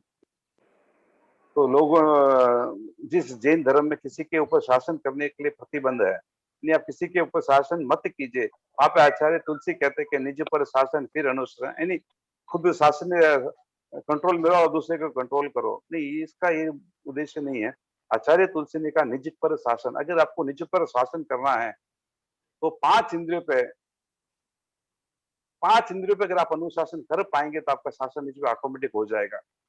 इस मन को जो अग्नि देता है वो 5 इंद्रिय है। इस 5 इंद्रिय यानी खाने रस का संयम, स्वाद का संयम, देखने का संयम अगर आप करना चालू हो जाएंगे, मन ऑटोमेटिक कंट्रोल हो जाएगा। मन के पास अपनी कोई चीज अपने पास नहीं है, इसकी जितनी भी चीज जो है वो 5 इंद्रियों द्वारा ही उसको प्राप्त है। तो 5 इंद्रियों पे आप अपना कंट्रोल करने चालू कर देंगे, फिर खाने पे कंट्रोल, देखने में कंट्रोल, चलने बोलने में कंट्रोल, ये 5 इंद्रियों पे अगर आप कंट्रोल हो जाएगा तो मन साधना कोई बड़ी बात नहीं। मन तो बहुत है। आपने शायद किसी ने सुना होगा, मीठालाल मीठा करके तेरापन धर्म संघ में एक साधु थे, वो आंख उठा के भी नहीं चलते थे, यानी इंद्रियों का, आंखों का संयम करे। वो हर साल एक एक इंद्रियों का संयम करते थे, आंखों का संयम, किसी को देखते नहीं थे। इतनी वो उसकी गहरी साधना करते थे कि अपने मन को साधने के लिए मैं पहले इंद्रियों का साधन करूं। जिस दिन मेरी इंद्रिया सद जाएगी, मेरा मन अपना आप सद जाएगा। तो ये काफी लंबे, खैर उन्होंने फिर एकल साधना चालू की थी, संघ को छोड़ के अपनी गुफा में बैठ के। तो ये सिर्फ साधना की बात थी। अपने किसी ने मुनि सुखलाल जी स्वामी के बारे में सुना है? घोर तपस्वी मुनि सुखलाल जी स्वामी की जीवनी आप पढ़िए, उनको पता चलेगा कि स्वाद विजय के लिए उन्होंने क्या क्या था। यानी मैं 1 महीना खाना खाऊंगा लेकिन पानी नहीं पीऊंगा, पूरे महीना पानी नहीं पीते थे। खाना छोड़ना इजी बात है, पानी छोड़ना बहुत मुश्किल काम है, क्योंकि खाना खाने के बाद पानी मांगता है शरीर। लेकिन उन्होंने साधना की थी कि 2 महीना में पानी नहीं पीऊंगा। सिर्फ खाना खाते थे लेकिन बिना पानी नहीं। इतना अपने आप पे कठिन साधना, इसके लिए उनको घोर तपस्वी कहा गया था कि इतनी कठिन साधना करते थे। आतापना लेते थे रोज, उनका नियम था 3 घंटा आतापना लेते थे और पानी नहीं पीना 2 महीना। तो ये स्वाद विजय का, यानी स्वाद विजय का एक साधन था, इंद्रिय का संयम का साधन था। हम वो सब नहीं कर पाते हैं, इसीलिए कहता हूँ कि भावों की कम से कम शुद्धि पे लेके आए। भाव शुद्ध भी काफी चीजें कर सके अच्छी बात है, आता अपना ले अच्छी बात है, ये पानी 2 घंटा ना पीऊं, प्यास खाना खाने के मैं 2 घंटा बाद पानी नहीं पीऊंगा क्योंकि आधा घंटे बाद पानी मांगता है शरीर। तो ये सब साधना करे तो स्वाद विजय की बड़ी-बड़ी साधना है। या मीठा नहीं खाऊंगा, ये सब स्वाद विजय की तरफ बढ़ने वाले एक-एक कदम है। एक साथ हम कोई पहाड़ जंप नहीं मार सकते, धीरे-धीरे चलना ही पड़ेगा। तो इंद्रियों के साथ संयम करना प्रारंभ कर लीजिए, मन अपना आप संयमित हो जाएगा। महेंद्र साहब, हाँ सर। आप बात तो बता ही दिया, मैं सुन भी लिया।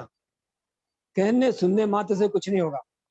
जब तक हम प्रयोग नहीं करेंगे, प्रेक्षा ध्यान का प्रयोग जब तक हम नहीं करेंगे, तब तक ये मुश्किल है। सुनने मात्र से मतलब बोल देने मात्र से कुछ नहीं होता महेंद्र साहब, इसके लिए हमें प्रयोग करना पड़ेगा। अच्छा से महाप्रज्ञ जी बार बार यही फरमाते हैं, आप सुनने मात्र से कुछ नहीं होगा। सुन तो लेते हैं, बोल भी देते हैं, उससे क्या होगा? जब तक हम उसकी साधना में अपने आप को संलग्न नहीं करेंगे, तब तक क्या फलित होगा? तो इसके लिए सबसे पहले कहते हैं श्वास प्रेक्षा। उसके बाद आचार्य महाप्रज्ञ जी तो कहते हैं पहले आप दूसरी बात छोड़ दीजिए, पहले आप अपने शरीर को देखिए, शरीर के बारे में आप पहले ज्ञान कीजिए। शरीर के भीतर कितनी मतलब महत्वपूर्ण जानकारियां भरी पड़ी हुई है, ऐसा नाड़ी तंत्र, ऐसा ग्रंथि तंत्र, पहले उसको समझिए आप। उसको समझने के बाद उनको कैसे नियंत्रित करें, उन पर श्वास पर कैसे विजय प्राप्त करें, इंद्रियों पर कैसे विजय प्राप्त करें, मन को कैसे नियंत्रण करें, इसकी ये साधना है। अगर जब तक साधना नहीं सदेगी, सुनने कहने मात्र से कुछ होने वाला नहीं है। तो इसके लिए आचार्य महाप्रज्ञ जी बार बार यही फरमाते हैं, आप साधना में अपने आप को नियोजित कीजिए। आपने जान लिया, बहुत अच्छी बात है, जान लेना बहुत अच्छी बात है। जानने के साथ साथ अगर आप साधना में संलग्न नहीं होंगे, तब तक क्या फलित होगा? कैसे मन पर नियंत्रण किया जाए, मन को कैसे एकाग्र किया जाए। अगर मन एकाग्र हो जाता है तो इंद्रियां स्वतः अपने आप एकाग्र हो जाएगी, उनके प्रति अपनी आसक्ति धीरे धीरे कम होती चली जाएगी। तो हमारी पहली साधना यही है, हम मन की चंचलता को कम करने के लिए श्वास प्रेक्षा करें। श्वास प्रेक्षा से पहले हम अपने शरीर को जानें, शरीर के प्रति हमें गहन जानकारी होनी चाहिए। आचार्य महाप्रज्ञ जी का प्रवचन सुनते हैं तो बहुत अच्छी तरह से इसको समझाते हैं। मैं आप सबसे विनम्र अनुरोध करूंगा, सुबह रोज 7:30 बजे पारस चैनल पर उनका प्रवचन आता है, एक प्रवचन भी आप मिस मत कीजिए। आप प्रवचन सुनिए, आपको पूरी विधि उसमें बताई जाती है, किस प्रकार से हम साधना में आगे बढ़ सकते हैं, किस प्रकार की साधना में हमें नियोजित होना चाहिए, सब उसमें ज्ञान देते हैं। अगर आप उनको सुनना लग जाएंगे एकाग्र होकर, तो स्वतः आप इस मार्ग में आगे बढ़ सकते हैं, ऐसा मेरा विश्वास है। ओमर आज अगर किसी ने सवेरे सुना तो वो प्रवचन आज आस्था पे बता रहे थे, बहुत जोरदार, बहुत जबरदस्त बता रहे थे। दृढ़ संकल्प, दृढ़ निश्चय, दृढ़ आस्था, सम्यक दर्शन, अगर ये फलित हो जाता है। आज आस्था पे बता रहे थे महाप्रज्ञ जी, बहुत बढ़िया बता रहे थे। सुना क्या आपने? सुना, मैं तो सुनता हूँ सर, मेरे रेगुलर। हाँ, महाप्रज्ञ जी का मैं प्राय सुनने का प्रयास करता हूँ। सुनने के साथ आप नोट्स लीजिए, आप एक नोट बुक पेन हाथ में रखिए, उसको नोट कीजिए आप। मैं यही बोल रहा चाहता हूँ सर आपको कि सुनने मात्र से, ये लोग यहाँ पे सुनने के लिए आए हैं, सुन के साधना में परिवर्तित करेंगे, कि बिना ज्ञान साधना भी नहीं होती है। तो ये आप लोगों से ज्यादा सुनना चाहते हैं ताकि वो आगे साधना में अपने आप को नियोजित कर पाए। हम सबकी यही भावना है कि सब इसमें नियोजित करें और सब जरूर इस पे क्रिया करें।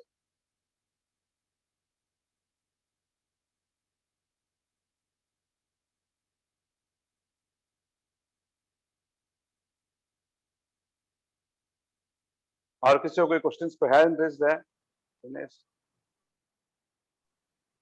या किसी को क्वेश्चन नहीं है?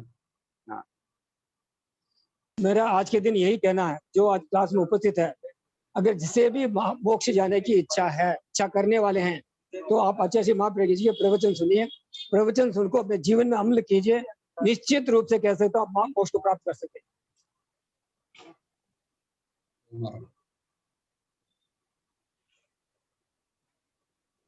पूरी विधि विधान, किस प्रकार की साधना करनी चाहिए, कैसे मन पर नियंत्रण, इंद्रियों पर नियंत्रण, आज आस्था के बारे में जो प्रवचन उन्होंने कहा कितना मार्मिक था। पहले दृढ़ निश्चय होना चाहिए, दृढ़ संकल्प। टेक्नोलॉजी सबके पास है, घर पे आपके आचार्य आके आपको ज्ञान देते हैं। जूम के माध्यम से हम लोग मिल पाते हैं, कर पाते हैं। बट आई थिंक ये भी एक पुण्य का ही कुछ उदय है कि हमारे पास ये सब घर पे आ रहा है। And it's a plus now. आप अगर पार्सल में सुनने का टाइम नहीं है तो आप यूट्यूब पे भी ये सब अपलोड किए हुए हैं। यूट्यूब पर जब चाहे आप सुन सकते हैं।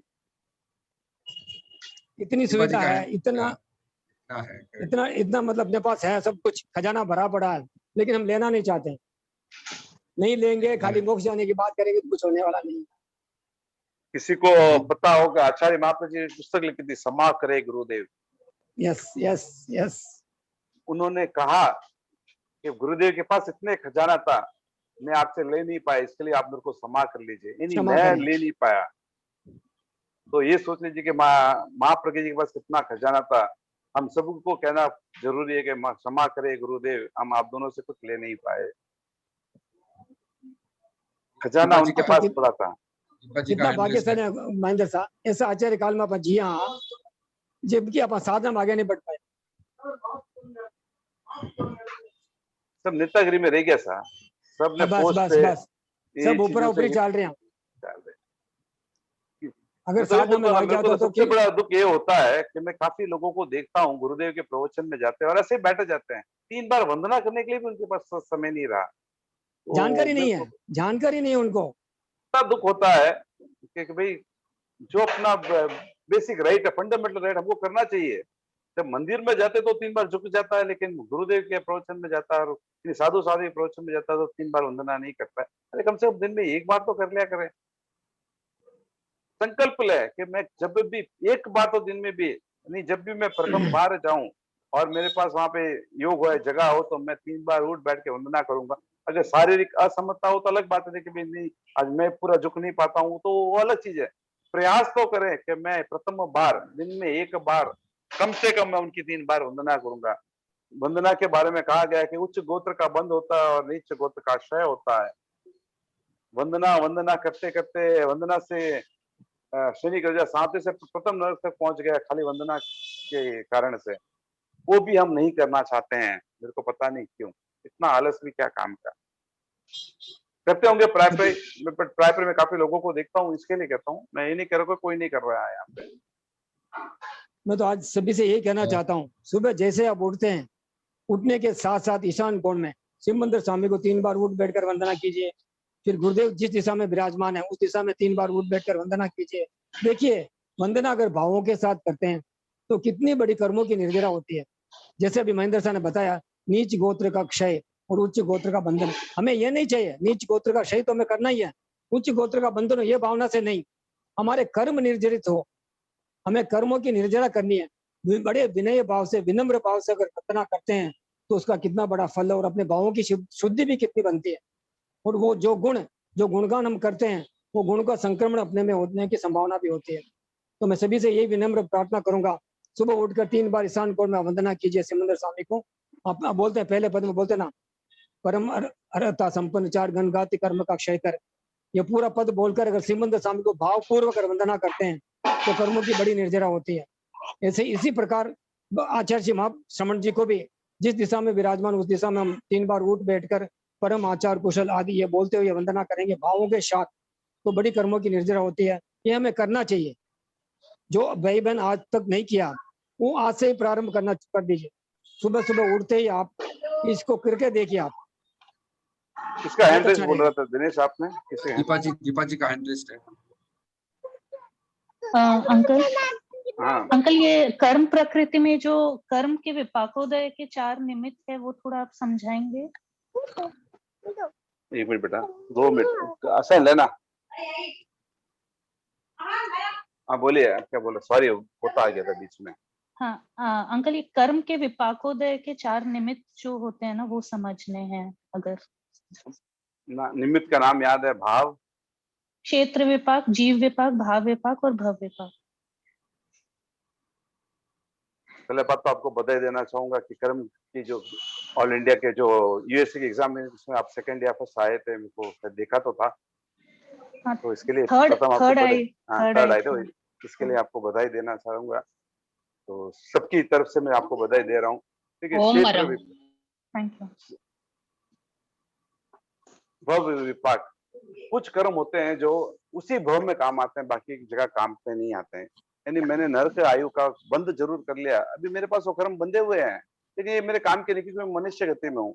जैसे ही मैं नरक में पहुंच जाऊंगा वो वहीं पे काम आएगा और कहीं काम नहीं आएगा। क्या है कि मेरे को एग्जैक्टली वो याद नहीं है, मैं पढ़ रहा नाम चारों। नेक्स्ट कौन सा है? मैं पढ़ दूं अंकल, हाँ, जो पढ़ बुक में लीजिए लिखा है। पहले क्षेत्र विपाक है, उसमें लिखा हाँ। है क्षेत्र विशेष में कर्म का विपाकोदय होना। फिर जीव विपाक है, बिना किसी बाहरी हेतु के क्रोधित होना, द्वेष के भाव उभरना आदि। चलो क्षेत्र विपाक, जैसे ही आप हाँ। देव गति में पैदा हो गए, आपने ऐसा कोई क्रिया नहीं की वहां पे और आपको अवधि ज्ञान प्राप्त हो गया, वो क्षेत्र का प्रभाव है, ऑटोमेटिक वहां पे आपको मिलेगा, आप चाहे ना चाहे आपको मिलेगा। नरक गति में भी आपने पैदा हो गया तो आपको अवधि ज्ञान मिलेगा। मनुष्य आप इतनी बड़ी बड़ी साधना कर रहा है, उसको मिलना नहीं मिलना कोई अनिवार्य नहीं है, लेकिन मैं नरक में हूँ या देव गति में हूँ, वो क्षेत्र का ऐसा प्रभाव है, वो देखो वहां जाते ही मेरे को अवधि ज्ञान मिल जाएगा। तो अवधि ज्ञान मिलने का वहां पे कोई निमित्त नहीं था, क्षेत्र था। भाई यहाँ पे तो मैं तपस्या की लब्धि प्राप्त की और अवधि ज्ञान मैंने प्राप्त कर लिया है, वो हो सकता है, मिल सकता है, लेकिन अनिवार्य नहीं है।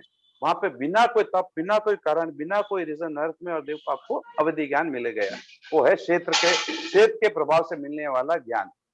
भाव तो भाव ये विपाक तो आप बोल रहे हैं जो पॉजिटिव हो गया ना अंकल, ये तो पॉजिटिव विपाक। नेगेटिव दोनों भी हो सकते हैं ना, कि आपको ओके। नरक में जाते ही दुख की वेदना चालू हो गई, आपने पुण्य भी क्या होगा, लेकिन वो ओके। पुण्य वहां पे जीरो हो गया, वहां दुख का देव गति में चला गया। पाप भी हम इस जन्म में काफी पाप भी करते हैं, लेकिन मेरे देव आयु बंद हो गया, वहां चला गया, पाप मेरा प्रदेश में चला गया, क्योंकि वहां पे उसके ऐसे कोई क्रिया नहीं मिलती जिसके कारण वो आ जाता है। देव गति में मेरे को चला गया, मेरे को नींद ही नहीं आती है, दशना होने का मेरा नहीं है, ऐसी कोई बात नहीं है, लेकिन वहां ऐसे नींद के कोई साधन नहीं है, इसके लिए मेरे को वहां नींद नहीं आती है। नरक गति में मेरे को नींद तो आती है, लेकिन नींद लेने नहीं देते हैं, वो क्षेत्र का ऐसा प्रभाव है कि मेरे को वहां नींद लेने नहीं देता है। तो ये क्षेत्र कैसे, ऐसे हर काफी क्रियाएं कर्म के रीजंस होते हैं जो उस क्षेत्र में काम के है, उस क्षेत्र में काम नहीं है। ओके। फिर जीव विपाक है। जीव विपाक, हाँ। कर्म मैंने बांधा हुआ है, कर्म मैंने बांधा हुआ है, क्रोध कर्म मैंने बांधा है, लेकिन कभी कभी निमित्त मिलता है तो क्रोध आता है, लेकिन कभी कभी आकरण में बैठा रहता हूँ और मेरे को गुस्सा आ जाता है, कुछ भी नहीं कर रहा हूँ, किसी चीज के बारे में भी नहीं सोच, आकरण हो जाता है, तो जीव पे एक विपाक आता है। तो इसके एक 153 जो कर्म है, उसके उसको डिवाइड किया कि कौन से क्षेत्र के हैं, कौन से जीव के हैं, कौन से प्रदेश के हैं, ऐसे काफी क्या क्या भी गया है कर्म ग्रंथ, अगर आप कभी पढ़ेंगे तो उसके अंदर पूरे के पूरे आएंगे। मैं तो सिर्फ एक दो आपको एग्जाम्पल दिया है, वैसे काफी कर्म का होता है, जो क्षेत्र में होता है, जो भव में होता है, वैसी बात करो। तो ये बिना किसी बाहरी हेतु के क्रोधित होना, द्वेष के भाव, कोई पर्टिकुलर इंसान पे, कोई पर्टिकुलर जीव पे ऐसे बिना होता बिना है? बिना बिना रीजन, बिना कोई रीजन होता है। जैसे 4 एग्जांपल्स आते हैं आगमन के अंदर, बंदर के भव में क्रोध, मतलब कहता है ना कि ये वेद का उदय ज्यादा होता है, फीलिंग्स बहुत ज्यादा हो जाती है, वो सहज हो जाता है। सांप के भव में आया तो क्रोध ऑटोमेटिक ज्यादा हो जाता है, वो जीव तो ऑटोमेटिक भाई लक्षण होते हैं। ओके। दो और दो पढ़ लीजिए, क्योंकि मेरे को हाँ। नाम याद वैसा रहता नहीं है। हाँ हाँ, भाव विपाक है नेक्स्ट। भावना हाँ। के उतार चढ़ाव के साथ कर्मों का विपाकोदय होना। विपाक होता है, भाव तो आपको तो बहुत क्लियर ही है, मेरे भावों के साथ निमित्त मिला ना मिले, मेरे भावों के साथ भी हो जाता है, कुछ ना कुछ ऊपर नीचे चलता ही रहता है, क्योंकि कर्म कर्म के साथ जब कर्म उदय में आता है तो 5 भाव अपन पढ़ते हैं, उदय भाव, औपशमिक भाव, सहौपशमिक भाव। तो कर्मों के उदय से जो 5 भाव में से जो उदय से जो प्राप्त होता है तो उसको कहते हैं भाव। 5 भाव आपने पढ़े ना, हाँ हाँ। तो उसकी अपेक्षा से कोई चीज प्राप्त हो जाती है। तो भाव में जीव में क्या फर्क हुआ अंकल? जीव संपूर्ण जीव है, भाव कर्म के सहयोग और वियोग से प्राप्त होता है। अगर वो नहीं है तो क्षयिक भाव, ये कि मतलब परमानेंट भाव है, वो क्षयिक हो गया, लेकिन वो कर्म के अपेक्षा से कभी मेरे को जो चीज का उदय है उस हिसाब से मेरी क्रिया होती रहती है। भाव है वो कर्म के सहयोग और वियोग से प्राप्त होने वाली आत्मा की दशा, अवस्था, उसको कहते हैं भाव। फोर्थ है भव विपाक, अमुक भव में कर्म की अमुक प्रकृति का विशेष रूप से विपाक उदय होना। हाँ, तो ये बोलते हैं सांप को क्रोध होना है, वो उसके भव में अपना क्रोध आ जाता है। हर सांप को क्रोधित रहेगा। नरक में पैदा होने वाले को कहते हैं कि बहुत क्रोध होता है। देवता में जो भी पैदा होता है उसको बहुत अहंकार, बहुत लोभ होता है। इतना होने के बाद भी उनको लोभ होता है, वो उनके भव का एक रीजन होता है। मनुष्य में देखिए अहंकार प्रबलता से प्राप्त होगा, और ट्रेंच में देखेंगे तो माया बहुत ज्यादा रहती है उनके अंदर। चाहे वो ना चाहे वो कुछ न कुछ छिपाने का कोशिश करता है, तो उसका भव का विपाक है। उसके अंदर ये चीजों की अधिकतम होती है। ये नहीं कि हमारे अंदर माया नहीं है, लेकिन अधिकतम अपने अंदर अहंकार होगा। Okay uncle, thank you.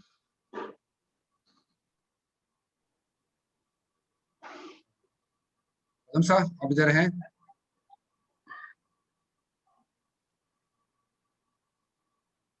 Kadam साहब? मैं हूँ सा। हाँ सा।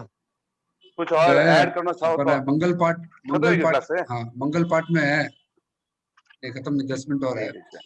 मंगल पाठ में है एक श्लोक आता है। हाँ। नहीं डाउट क्लैरिफाई करना था। चैता बार हम वासम चक्रवर्ती महिट्यो संति संति करेलोए पत्तो गए मनोत्तरम। इसमें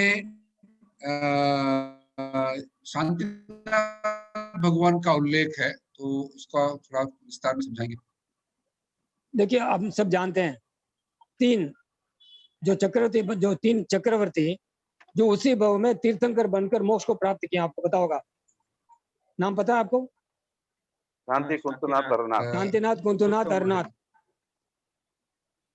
तो इस भरत क्षेत्र में जो चक्रवर्ती पद को प्राप्त किया, उस चक्रवर्ती पद को भी त्याग कर, मतलब चैता भारहम वासम, यानी भारतवर्ष को छोड़कर, त्याग कर इस पूरे विश्व में जो शांति स्थापित किए। देखिए शांति के बिना कुछ भी प्राप्त होने वाला नहीं है।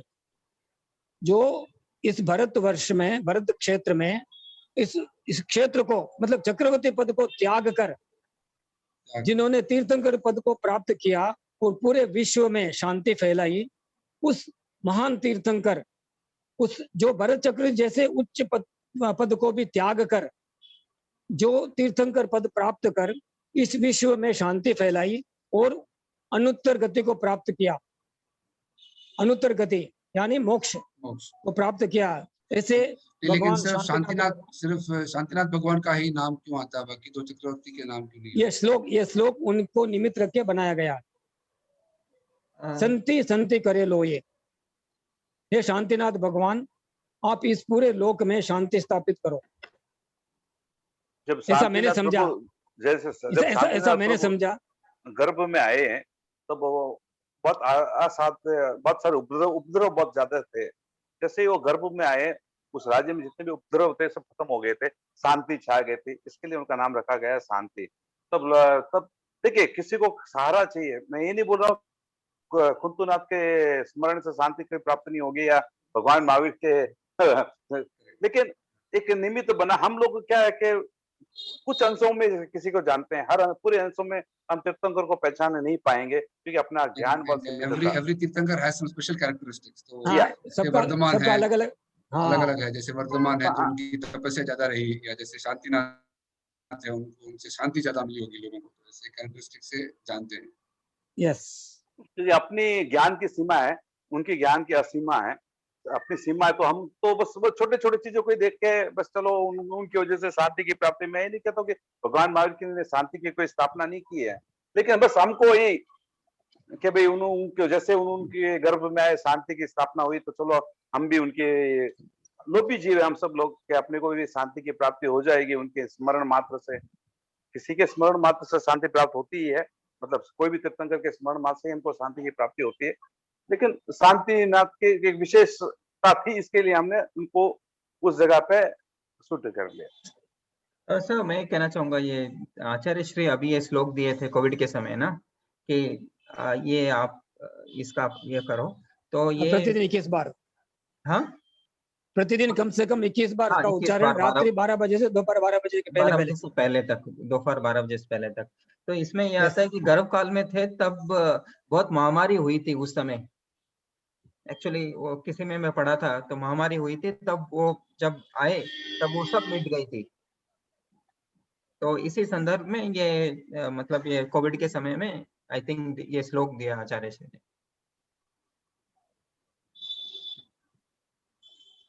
हो सकता है, हमें इसके बारे में कोई जानकारी नहीं है। आप जो ये बताए आपने उपद्रव भी तो पढ़ा काफी है। थे, काफी उपद्रव थे। शांतिनाथ के चरित्र में जब पढ़ते हैं तब क्लियर कट है। तब वो जब गर्भ में है तो पूरे के पूरे उपद्रव शांत हो गए थे। तब उसके लिए उन्होंने माता पिता ने उनका सार्थक नाम रखा शांतिनाथ। हाँ, ये तीर्थंकर चरित्र में कहीं तो मैंने शायद पढ़ा था। तीर्थंकर चरित्र में है वे। हाँ। पदम सा और मंदिर सा, एक और सवाल आता है कि जैसे अन्य संप्रदाय में अभी प्रचलन भी है, बहुत सारे ऐसे गीत निकलते हैं कि भगवान महावीर आप कहाँ हो, आपको आना चाहिए, आपको लोगों को दंड देना चाहिए, इतना कष्ट है, वो है।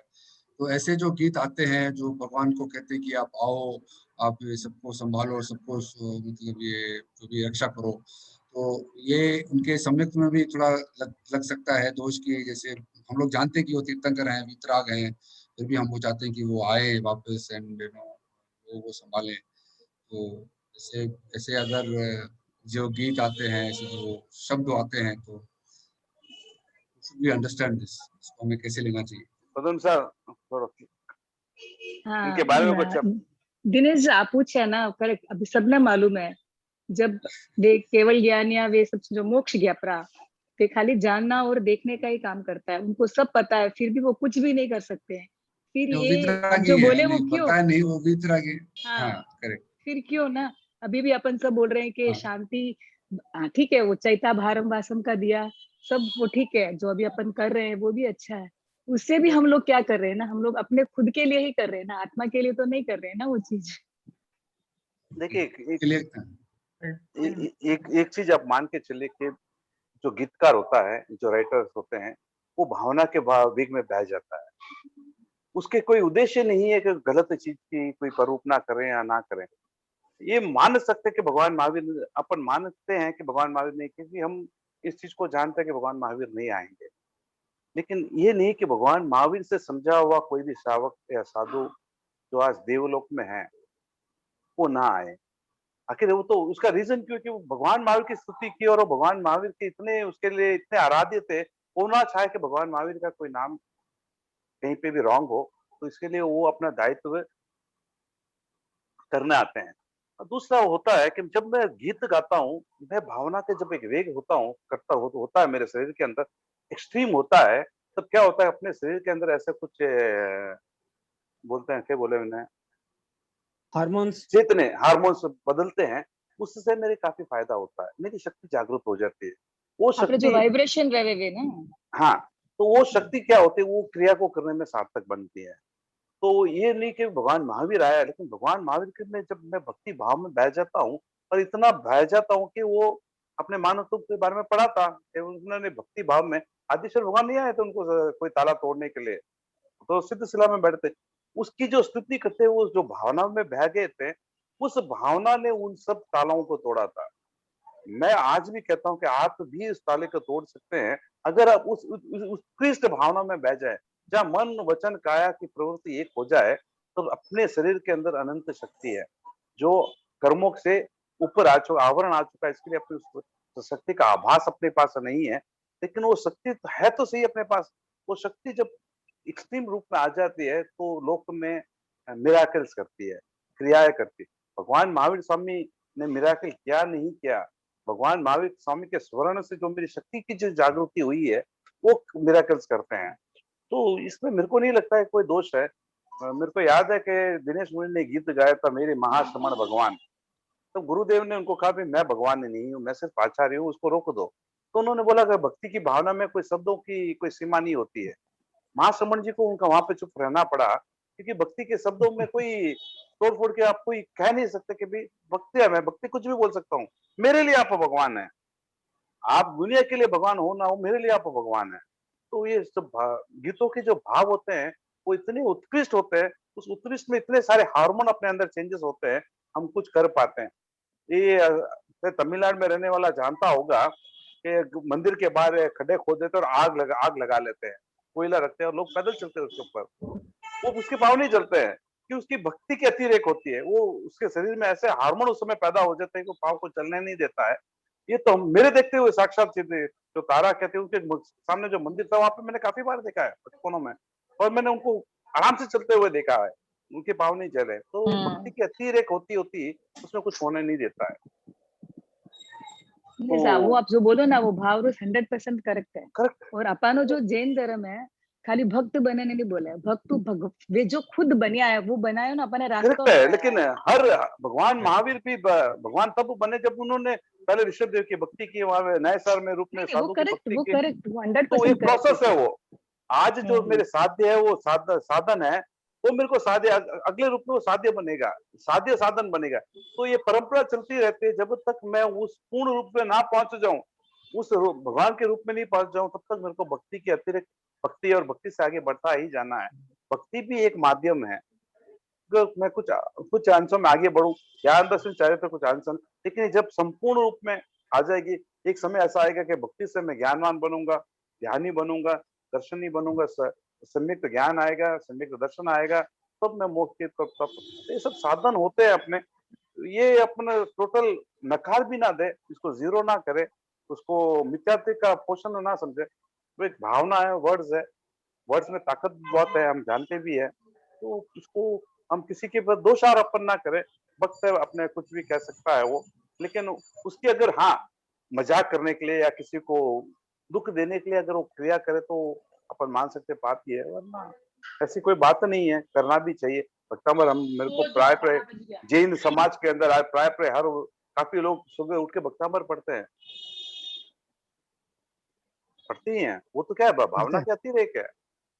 नहीं साहब, एक्चुअली में आध्यात्म प्लस भौतिक इतो मिक्स रह गया ना, तो अपन दिन दोया ना अलग नहीं कर सका मेरे हिसाब से।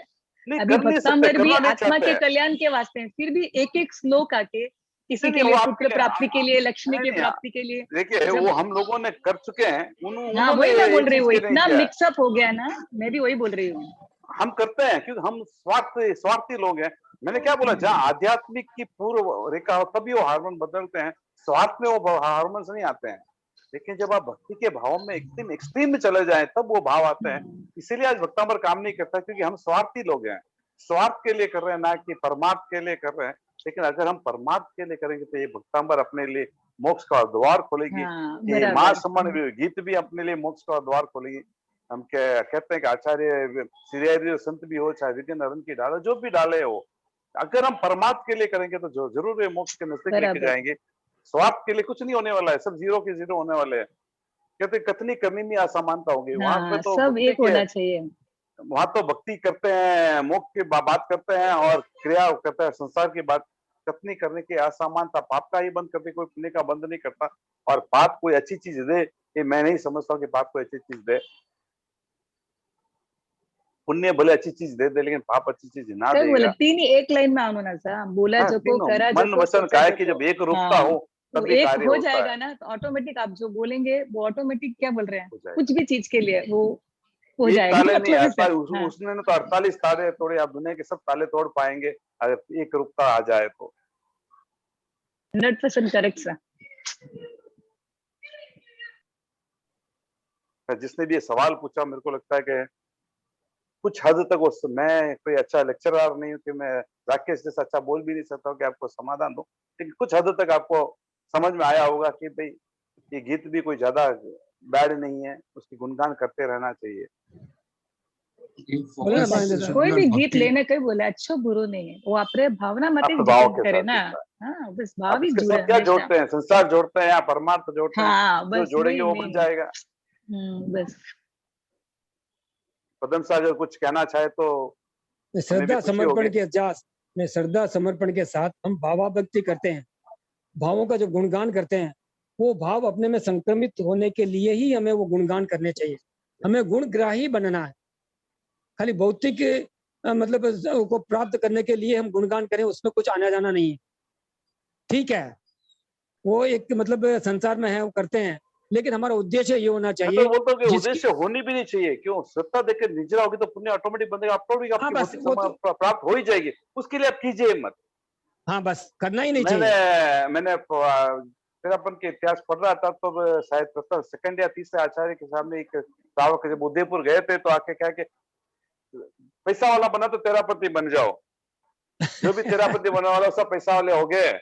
तब वो आचार्य कुछ बोलने के पहले वो श्रावक तो बोले कि मैं जवाब दूं, बोले कि देखिए धर्म के साथ पुण्य होता ही होता है, तो इसका मतलब ये तो आप ही सिद्ध करें तेरापंथी शुद्ध है, क्योंकि धर्म के साथ तो पुण्य बंद होता है, पुण्य से भौतिक संपदा मिलती है, पैसा मिलता है, तो ये आपने ही सिद्ध करे। आपके यहाँ पैसा नहीं बढ़ रहा है इसका मतलब पुण्य नहीं है, धर्म नहीं सही नहीं कर रहे हैं। नहीं, एक सिंपल लॉजिक बताया उन्होंने, वो सब नाराज होकर चले गए वो अलग बात है, बहुत सिंपल लॉजिक है।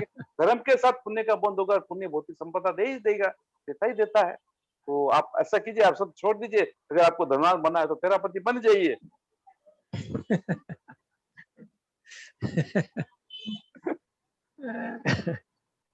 ठीक है, अभी 12:30 बज गए हैं, तो एक इसी के मिनट साथ भाई, हमारा एक सवाल है, ये हाँ। टॉपिक नहीं है। मैंने कहीं पढ़ा 7 व्यसन में से एक भी अगर व्यसन हो तो सम्यक की प्राप्ति नहीं होती है क्या? देखिए 7 व्यसन में आदमी अति डूब जाए तो नहीं होती है, अति डूब जाए। देखिए पर स्त्री गमन का अपन कहते हैं कि पर स्त्री गमन 7 व्यसन में एक है, मांसाहार है, फिर मांसाहार है, मदिरापान तो है। जो क्या होता है, मदिरापान होता है, कि ये सब चीजें क्या करता है, विकृत करता है, धर्म के प्रति आपको लेके नहीं जाता है। जब आप पर स्त्री गमन आपके दिमाग में उसी वही छाई रहती है। जब नशा करते हैं तो आपके दिमाग में नशा छाया रहता है। आप पत्ता खेलते हैं तो उसके दिमाग में अंदर हर जगह मैं कैसे जीतूं। जब वो जीतता है तो धर्म से दूर होता चला जाता है, और जब वो धर्म से दूर होने चला जाता है तो मिथ्यात्व आने की संभावना बहुत ज्यादा होती है और सम्यक होने की संभावना है। 7 व्यसन ऐसे होते हैं, वो व्यसन को पकड़ के निकला, व्यसन उसको पकड़ के रखती है। जब तक वो व्यसन को पकड़ रखता है तो छोड़ सकता है, लेकिन जब व्यसन उसको पकड़ लेती है तो वो व्यसन उसको नहीं छोड़ता है। शायद किसी ने कोई भी माँ, आपको शायद पुणे में रह चुके आपको पता है, वहाँ एक ले चलता है, जो चलता है एक प्याला शराब का, मतलब एक प्याला, तो एक प्याला ही आप पीते हैं, उसके बाद में वो प्याला आपको पीता है। प्याला आपको नहीं, आप प्याले को नहीं पीते हैं। शराब आपको, आप शराब को नहीं पीते, शराब आपको पीती है।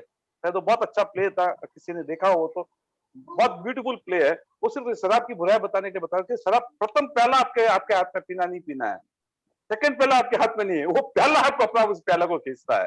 बहुत ब्यूटीफुल प्ले है। तो बहुत पहले मैंने देखा था, अभी मेरे को याद भी नहीं उसका राइटर पहले सब याद थे। तो इसी तरह ये व्यसन क्या कहते हैं, पहला व्यसन शुरुआत आप करते हैं, उसके बाद में एंड वो करता है। इसीलिए बोलते हैं कि वो सम्यक की चली जाती है, क्योंकि उसके पास समय रहता ही नहीं है। नहीं, मैं चोरी करना भी सब आवे ना भाई, तो मैं समझो छोटी मोटी चोरी हो तो उसमें भी होता है क्या?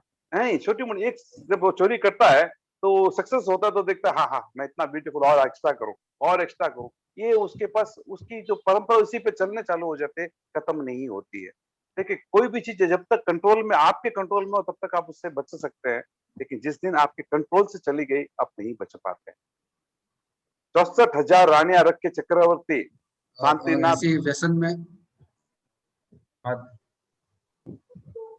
64,000 रानियां रख के शांतिनाथ उसी भवन में मोक्ष चले गए, क्योंकि उन सबसे वो ना सकता, वो उनको बांध के नहीं रख पाए।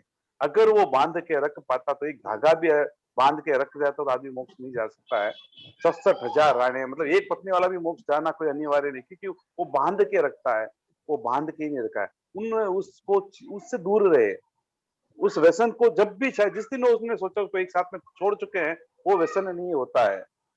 लेकिन जो व्यसन का मतलब वो होता है कि वो छोड़ नहीं पाता है। जब वो नहीं छोड़ पाता तो 100% आप तो देखिए छोटे मोटे चोरी करता है आदमी, सेल टैक्स करता है, इनकम टैक्स, उसको छोड़ सकता है, उसको पता है मैं कभी छोड़ सकता हूँ, वो व्यसन में नहीं गिना जाता है। आचार्य तुलसी को पूछा गया कि सबसे बड़ा व्यसन कौन सा है, सबसे बड़ा व्यसन कौन सा है, तो उन्होंने कहा रोटी, क्योंकि वो हम नहीं छोड़ सकते हैं। आज रोटी के बिना कौन रह सकता है? जिस दिन रोटी छूटी उस दिन शरीर छूट जाएगा, राइट है ना। मैं खाना छोड़ता है तो वो आदमी मर जाता है। तो सबसे बड़ा व्यसन कौन सा अपने को, हम वो भी नहीं छोड़ सकते हैं, लेकिन हम उससे आसक्त नहीं है। आज रोटी नहीं मिले तो भी मैं दूसरे से भी चला जाऊंगा, वो चला जाऊंगा, लेकिन ये व्यसन कैसे है, वो उतने आसक्त हो जाएगा, वो उसके बिना रह नहीं सकता है। तो व्यसन अगर आपकी जिंदगी में है तो आप उसको अगर छोड़ नहीं पाते हैं तो नरक में ही लेके जाता है। मान के चले 7 व्यसन के साथ अगर आप मरते हैं तो नरक का द्वार है आगे खुला हुआ है, लेकिन उससे आप जब चाहे उसको छोड़ सकते हैं। तो आप मोक्ष का द्वार भी खोल सकते हैं। ओके भाई, और थैंक यू। व्यसन और बुरी चीजों में एक और चीज जो ऑब्जर्व किया है कि जितना ज्यादा हम कर सकते हैं वो करना भी चाहते हैं। फॉर एग्जाम्पल छोटी चोरी से शुरू किया तो बड़ी चोरी करते हैं, जैसे कॉपी मारते हैं तो छोटा कॉपी मारते हैं तो फिर और कैसे और इसको कैसे बेटर कर सकते हैं, उसको और कैसे ऊपर कर सकते हैं। तो mind is always fixed in that kind of strategy कि इसको हम कैसे बड़ा करें। तो आई थिंक व्यसन इसलिए भी नुकसानदायक है। तो 12:30 के ऊपर हो गए हैं। मैं पदम जी से रिक्वेस्ट करूंगा मंगल पाठ के लिए। कौन सा मंगल पाठ? अपने आप को मंगलमय अनुभव करते हुए ओम ह्रीं नमो अर्हंताणं, ओम ह्रीं नमो सिद्धाणं, ओम ह्रीं नमो आयर्याणं, ओम ह्रीं नमो उवज्झायाणं, ओम ह्रीं नमो लोये सब्बसाहूणं। एसो पंचनमुक्कारो सब्बपावपणासनो मंगलानंच सभ्ये सिंह पद्मं हवै मंगलम। श्री चत्तारी मंगलम, अर्हंता मंगलम, सिद्धा मंगलम, साहू मंगलम, केवली पन्नत्तो धम्मो मंगलम। चत्तारी लोगुत्तमा, अर्हंता लोगुत्तमा, सिद्धा लोगुत्तमा, साहू लोगुत्तमा, केवली पन्नत्तो धम्मो लोगुत्तमो।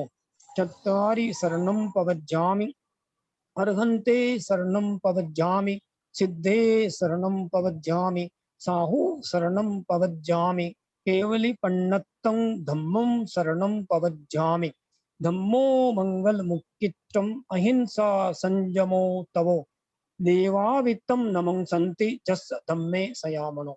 चगित्ता भारहं वासं चक्रवर्ती महिर्दियो, सन्ति सन्ति करेलो ये पत्तो गई मनुत्तरम।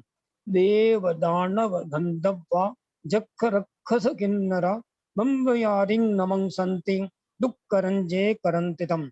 मंगलम भगवान वीरो, मंगलम गौतमो गणे, मंगलम स्थूल भद्राद्या जैन धर्मोस्तु मंगलम। मंगलम मतिमान भिक्षु, मंगलम भार मल्लकः, मंगलम राय चंद्राध्या, मंगलम तुलसी गुरु, महाप्रज्ञोस्तु मंगलम, महाश्रमणोस्तु मंगलम, तेरा पंतोस्तु मंगलम। विघ्न हरण मंगल करण, स्वाम भिक्षुनो नाम, गुण ओलख समरण किया, सरे अचिंत्य काम। विघ्न हरण मंगल करण, स्वाम भिक्षुनो नाम, गुण ओलख समरण किया, सरे अचिंत्य काम। विघ्न हरण मंगल करण, स्वाम भिक्षुनो नाम, गुण ओलख समरण किया, सरे अचिंत्य काम, सरे अचिंत्य काम, सरे अचिंत्य काम। ओम शांति जय भिक्षु तुलसी, महाश्रमण कल्याण करो। ओम शांति जय भिक्षु तुलसी, महाश्रमण कल्याण करो। ओम शांति जय भिक्षु तुलसी, महाश्रमण कल्याण करो। ओम अरहम, ओम अरहम, ओम अरहम। बहुत बहुत ओम हर कृतज्ञता। आप सब लोग जुड़े संडे के शॉर्ट नोटिस में, आप सब लोग जुड़े। आशा है, भगवान से प्रार्थना है कि ये निरंतर विदाउट एनी विघन ये क्लास आगे से आगे बढ़ता रहे। And wish you all very safe Covid challenges, सब लोग कोविड फ्री रहे, बेस्ट हेल्थ में रहें। एंड संडे 11 बजे थैंक यू। उसमें सब आपके आभारी हैं। कृतज्ञोस्मि, हम सब आपके आभारी हैं। हम लोग सब कृतज्ञोस्मि, हम सब आपके आभारी हैं। सब आपके कृतज्ञोस्मि, हम सब आपके हम आभारी हैं। आपके आभारी हैं। बहुत बहुत धन्यवाद सब। वीक आफ्टर वीक मदरसा, वीक